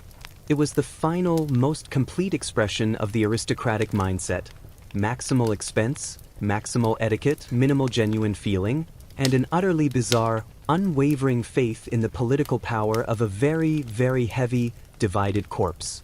A gentle, quiet finality to the endless, ridiculous performance. Chapter 18: The Curriculum of Anxiety, Royal Tutors and the Education of Heirs. Let's gently, quietly turn our attention to one of the most stressful, high-stakes jobs in the royal system, the royal tutor. These were the highly educated, often ambitious scholars, nobles, or clergy who were entrusted with molding a sickly, spoiled child into the infallible symbol of a nation. They were tasked with delivering a curriculum that was less about practical wisdom and more about relentless mental conditioning. The irony is profound. These children, who were taught to believe they were above all other men due to divine right, were subjected to an incredibly grueling, isolated education that often left them emotionally and physically exhausted. The goal was to produce a genius. The result was often a deeply stressed, precocious, and slightly socially awkward young adult. Books, the relentless schedule. The education of a prince or heir apparent was not a gentle, leisurely affair. It was a marathon of memorization and rhetoric, beginning almost the moment the child could speak. The curriculum was designed to fill every waking hour and leave absolutely no time for frivolous pursuits or, heaven forbid, developing a mind of their own. A typical day for a high-status heir in the 16th or 17th century might begin before dawn and involve lessons in ancient languages. Mastery of Latin and Greek was mandatory, not just for classical learning, but because it was the shared language of the elite across Europe. Modern languages, fluency in French, the language of diplomacy, and often Italian or German was required to manage diplomatic correspondence and foreign spouses. Theology and history, not the objective truth, of course, but the dynastic truth, a history carefully curated to prove the legitimacy, piety, and absolute right of the ruling family to be in charge. Military science, training in riding, fencing, and theoretical strategy was vital, even if the prince was too sickly or inbred to ever actually lead troops in the field. The intensity was immense. Edward VI, the sickly Tudor heir we met earlier, was famously driven to master complex theological debates and write meticulous journals in multiple languages while still a child. His tutor's job was to produce a Protestant paragon, and the schedule was designed to ensure no outside influence, no childish whim, could penetrate the educational bubble. It was a pressure cooker designed to generate a very specific, politically useful form of brilliance. Fishing pole, the tutor's high-stakes wager. The royal tutor's life was a constant, terrifying wager. If the heir turned out to be brilliant and successful, the tutor was rewarded with massive pensions, titles, and high church office, the ultimate climb up the social ladder.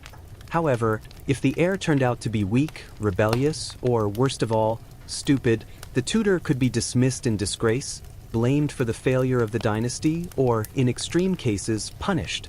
They were responsible not just for the child's learning, but for their soul and their political utility. This led to tutors employing strange and often brutal methods, driven by the sheer, paralyzing fear of failure.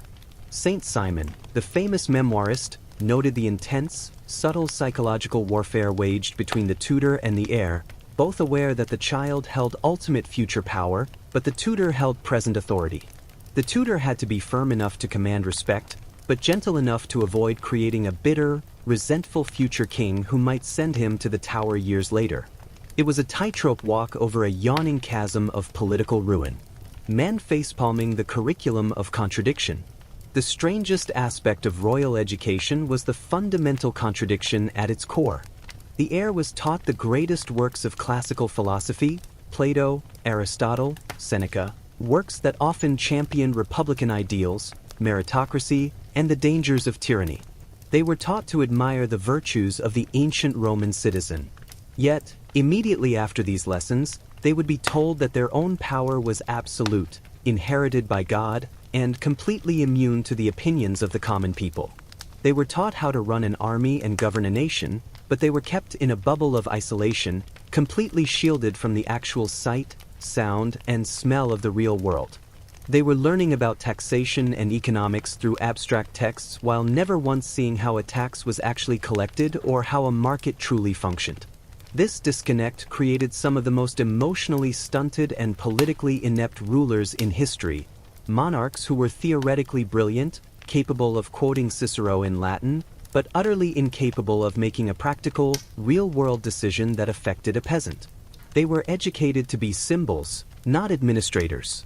The royal tutor's job was ultimately to maintain this gentle, pervasive unreality, to fill the heir's head with complex, beautiful ideas and historical knowledge, while simultaneously ensuring the child remained entirely divorced from the difficult, messy truths of the nation they were soon to inherit. A brilliant education designed, ultimately, to prepare them for a life of magnificent, lonely, and perpetually boring unreality. Chapter 19. The Extravagant Liaison, Royal Mistresses and the Politics of the Boudoir. Let's gently, quietly glide into the world of royal mistresses and favorites, a phenomenon that was far more than simple infidelity. It was a formal, institutionalized, and incredibly expensive part of European court life. These liaisons were high-stakes political appointments capable of diverting massive state funds, influencing international treaties, and ultimately creating deep, subtle cracks in the monarchy's already fragile structure. The irony here is truly pervasive. The most sacred, dynastic institution in Europe, marriage, was constantly undermined by the existence of an official, often publicly acknowledged, second court centered entirely around the monarch's chosen favorite. Money with wings, the financial black hole. The first and most immediate issue created by the mistress was financial. Maintaining a royal mistress or male favorite was an absolutely staggering expense, funded directly from the royal treasury.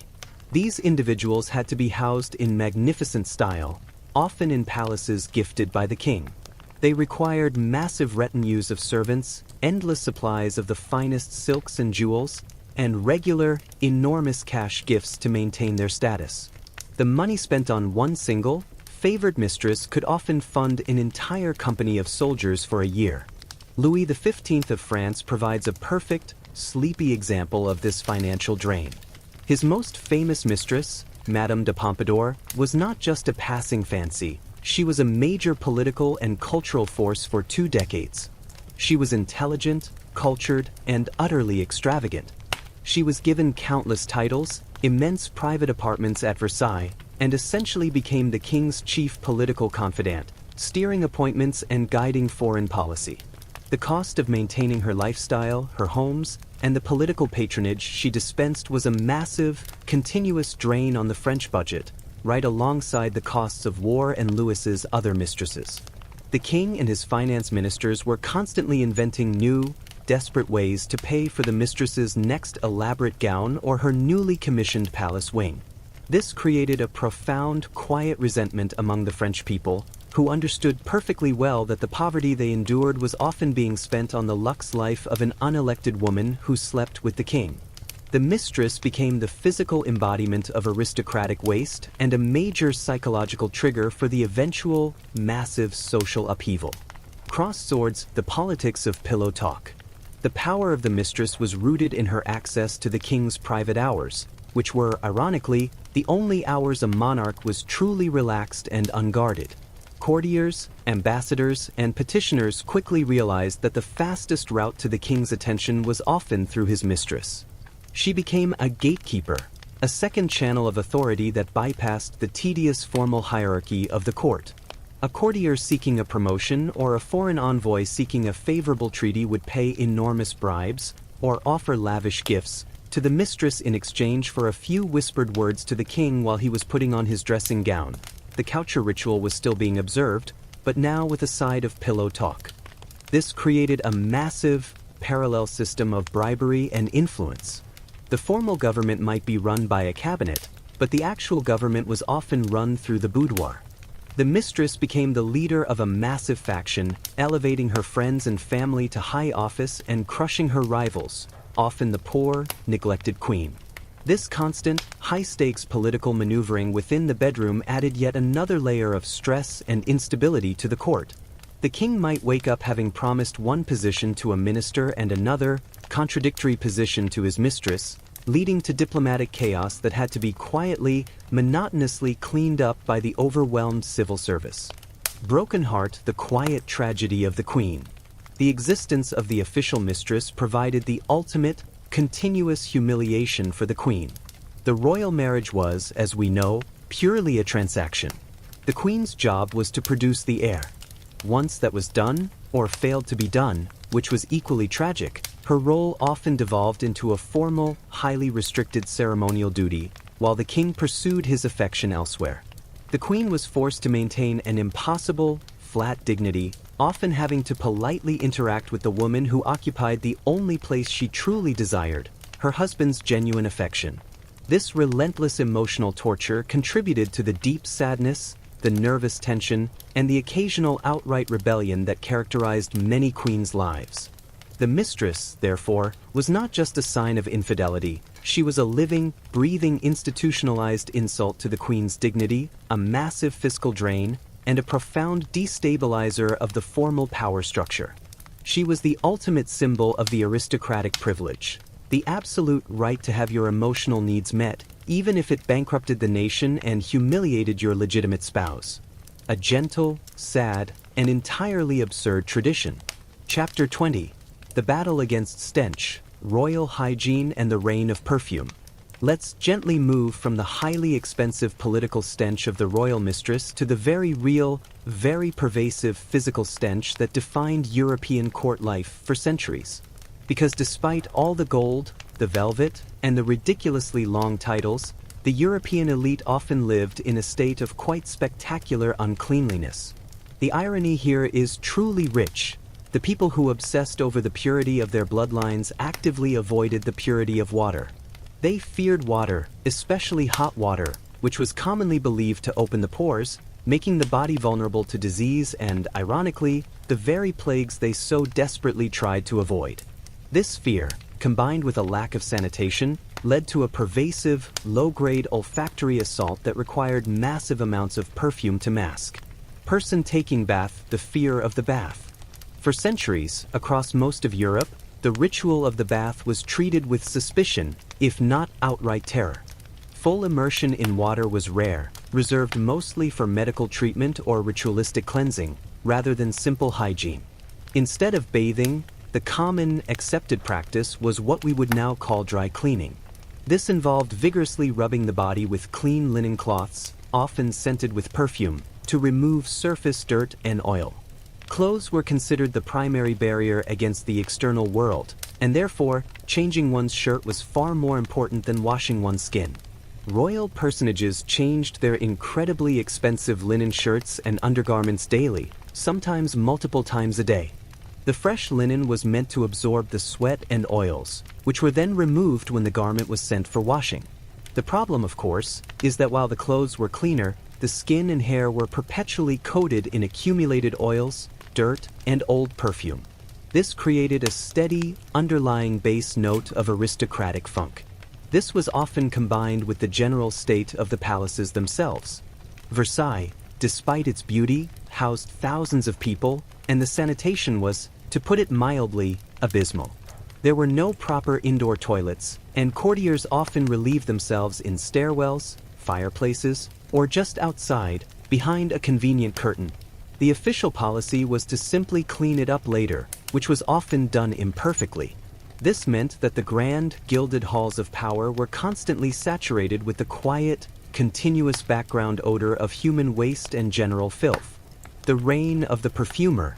The only way to manage this pervasive, inescapable stench, a mixture of unwashed bodies, stale clothes, bad breath, due to the lack of dental care and excessive sugar, and ambient palace sewage, was to employ a truly relentless, aggressive application of perfume. The royal perfumer was an incredibly high-status, crucial member of the household. Their job was not to add a light, pleasant scent. It was to wage a chemical war against the prevailing odors. Louis XIV, the Sun King, was obsessed with scent, but even he had limits. He famously complained that his own body odor had become so overwhelming that he often found perfume distasteful.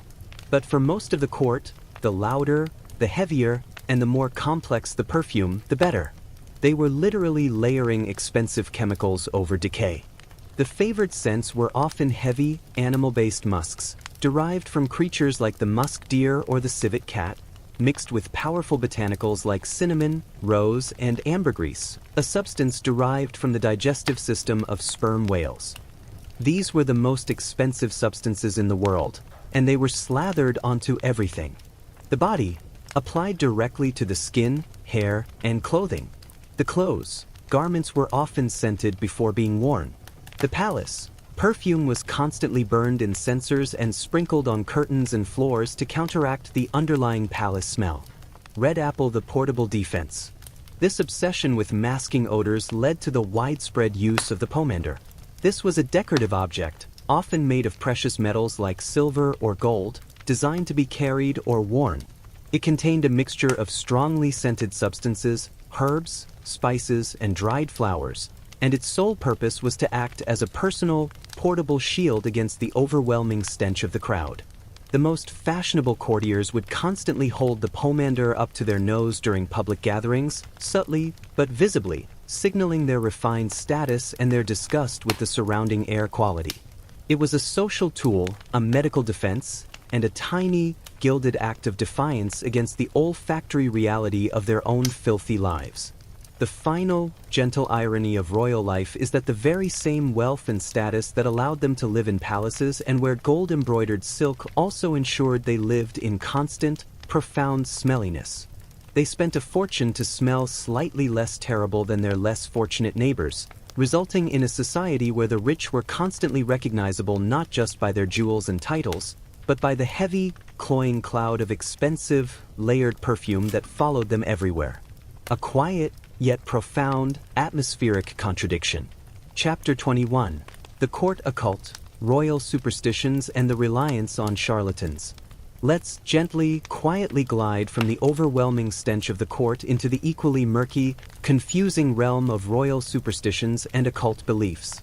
Because when you are the ultimate worldly authority, yet constantly defeated by invisible enemies, plague, genetics, and death, you naturally turn to invisible, magical solutions. The irony is sharp and flat. The same monarchs who insisted on their divine, God-given right to rule were often the biggest, most desperate customers of astrologers, alchemists, and various charlatans claiming to speak to the future or turn lead into gold. The court was filled with a rotating cast of highly paid wizards who promised to deliver the certainty that God, Parliament, or biology stubbornly refused to provide. Glowing Star, the astrologer's high price. The court astrologer was arguably the most crucial occult figure. Kings and queens across Europe relied on them for everything. Timing. When should the next battle be fought? When is the most auspicious moment for the marriage treaty to be signed? When should the king conceive a male heir? Every major decision was often filtered through a celestial forecast. Safety. The astrologer was expected to predict plots, poisonings, and natural disasters. They were basically the Royal Intelligence Service, using stars instead of spies. This was treated with genuine, solemn seriousness. Queen Elizabeth I, a famously intelligent and pragmatic ruler, had her own official court astrologer, John Dee. Dee was a serious scholar, mathematician, and philosopher, but his work for the Queen included complex astrological forecasting and, eventually, a deeply peculiar preoccupation with trying to communicate with angels using a crystal ball. Imagine the Queen of England, the great survivor of the Tudor line, relying on a man staring into a crystal ball to determine if it was safe to sign a document. The absurdity is glorious and quiet, the vast power of the English state being guided by a man's interpretation of distant, cold, celestial bodies. The fate of the entire empire was often less certain than the alignment of Saturn. Test tube the gold dream, royal alchemists. Another lucrative position in the royal household was the court alchemist. This obsession was purely financial, fueled by the monarch's constant state of bankruptcy. Alchemy was not seen as quackery. It was believed to be a legitimate, albeit difficult, proto-science. The alchemist promised the king two things: transmutation, the ability to turn cheap base metals, like lead, into gold; the ultimate solution to the royal debt crisis, an endless supply of currency, synthesized right in the palace basement; the elixir of life, a potion that would cure all diseases and grant immortality, the ultimate defense against plague, poor genetics, and aggressive bleeding. Kings, desperate for both money and long life, invested staggering sums in these alchemists. They provided lavish laboratories, materials, often including vast amounts of mercury and sulfur, and protection. The irony is that these alchemists rarely, if ever, produced gold or eternal life. But the pursuit of these magical solutions often led to genuine, useful chemical discoveries. The alchemists were fundamentally flawed economists, but sometimes surprisingly good chemists. The monarchs were so desperate to escape their financial reality that they poured money into a literal magic project, which, predictably, only increased their debt. Crystal Ball the charismatic charlatan. Beyond the formal positions, the court was a magnet for wandering prophets, mystics, and outright frauds. These individuals, often possessing only charisma and dramatic flair, could quickly gain influence by preying on the monarch's deepest anxieties, usually the fear of being overthrown or assassinated. One of the most famous and slippery examples is the Count Alessandro di Cagliostro in the 18th century. Cagliostro was a spectacular fraud who claimed to be immortal, have the secrets of eternal youth, and could summon spirits. He captivated some of the highest nobility in France, including members of the royal family, during the tumultuous years leading up to the French Revolution. He didn't just tell fortunes, he ran elaborate, mystical seances and sold expensive, useless potions of youth. He provided the ultimate escape from the stressful, logical reality of court life. The aristocracy, smothered by the rules and etiquette, often craved the dramatic, irrational excitement of the occult. The whole reliance on the occult is a quiet, profound indictment of the royal system. The monarchs were supposed to be the most rational, God-ordained protectors of order. Yet, their lives were so inherently unstable, built on genetic chance, economic debt, and the fear of treason, that they were forced to put their faith in magic, superstition, and the whispers of clever charlatans. The king's absolute power was, ironically, completely dependent on the mystical alignment of the planets or the promise of a homemade immortality potion. A gentle, sad, and entirely absurd failure of reason. Chapter 22: The Aesthetics of Domination, Royal Tastes in Art and Architecture. Let's gently, quietly shift our focus from the secret anxieties of the occult to the very public, very deliberate propaganda of royal tastes in art and architecture. Because if you're a sickly, inbred monarch who constantly fears being assassinated or overthrown, the best countermeasure is to build something so gigantic and so glorious that it simply intimidates your rivals into submission. The royal elite used aesthetics, the sheer size of their palaces, the dramatic intensity of their portraits, and the lavish expense of their decorations as a primary political tool. Art was not for beauty, it was a weapon of financial and political superiority. The irony is gentle but constant. The most important thing for these rulers was not what they did, but how they looked while they did nothing. Classical building architecture. The impossibility of scale. The most obvious expression of royal domination was the palace. These structures were never just homes. They were deliberately impossible projects, designed to showcase a mastery over wealth, labor, and materials that no mere noble could ever hope to rival. The champion of this architectural ego, of course, remains Versailles in France. We've mentioned its cost, but let's focus on its scale. Louis XIV didn't just expand an existing palace. He built an entire, massive city complex miles outside of Paris, on what was essentially a swamp. The sheer difficulty of the project was the point. Hauling all that stone, building the colossal Hall of Mirrors, and, most ridiculously, diverting rivers and building huge, expensive pumps to power the magnificent fountains, all of this was a visible, undeniable declaration of absolute power. It said, quietly but firmly, I can control nature and physics just as easily as I control my nobles. The purpose of the long, endless corridors and the gigantic, highly decorated reception rooms was to make the visiting noble or ambassador feel small and insignificant. The entire space was dedicated to making the king the ultimate, physical, geographical center of the universe. The vastness was meant to induce a gentle, awestruck submission, forcing visitors to feel lucky just to occupy a tiny sliver of space within the Sun King's magnificent shadow. Artist palette portraiture, the lie of perfection. The second great tool of aesthetic domination was royal portraiture. Since most people in the realm would never actually see the monarch, their image, distributed through paintings and engravings, was paramount. And those images were, almost universally, glorious lies. Royal portraits were carefully curated, expensive pieces of propaganda designed to correct all the unfortunate biological and physical realities of royal life. They had one job: to present the monarch as powerful, healthy, and divinely ordained, even if they were actually sickly, prone to drooling, and crippled by gout. The Habsburg jaw was softened or often completely erased. Small stature was compensated for by placing the sitter on a high pedestal or surrounding them with small courtiers. Unflattering features were hidden by enormous wigs, lavish lace collars, and dramatic, heavy velvet robes.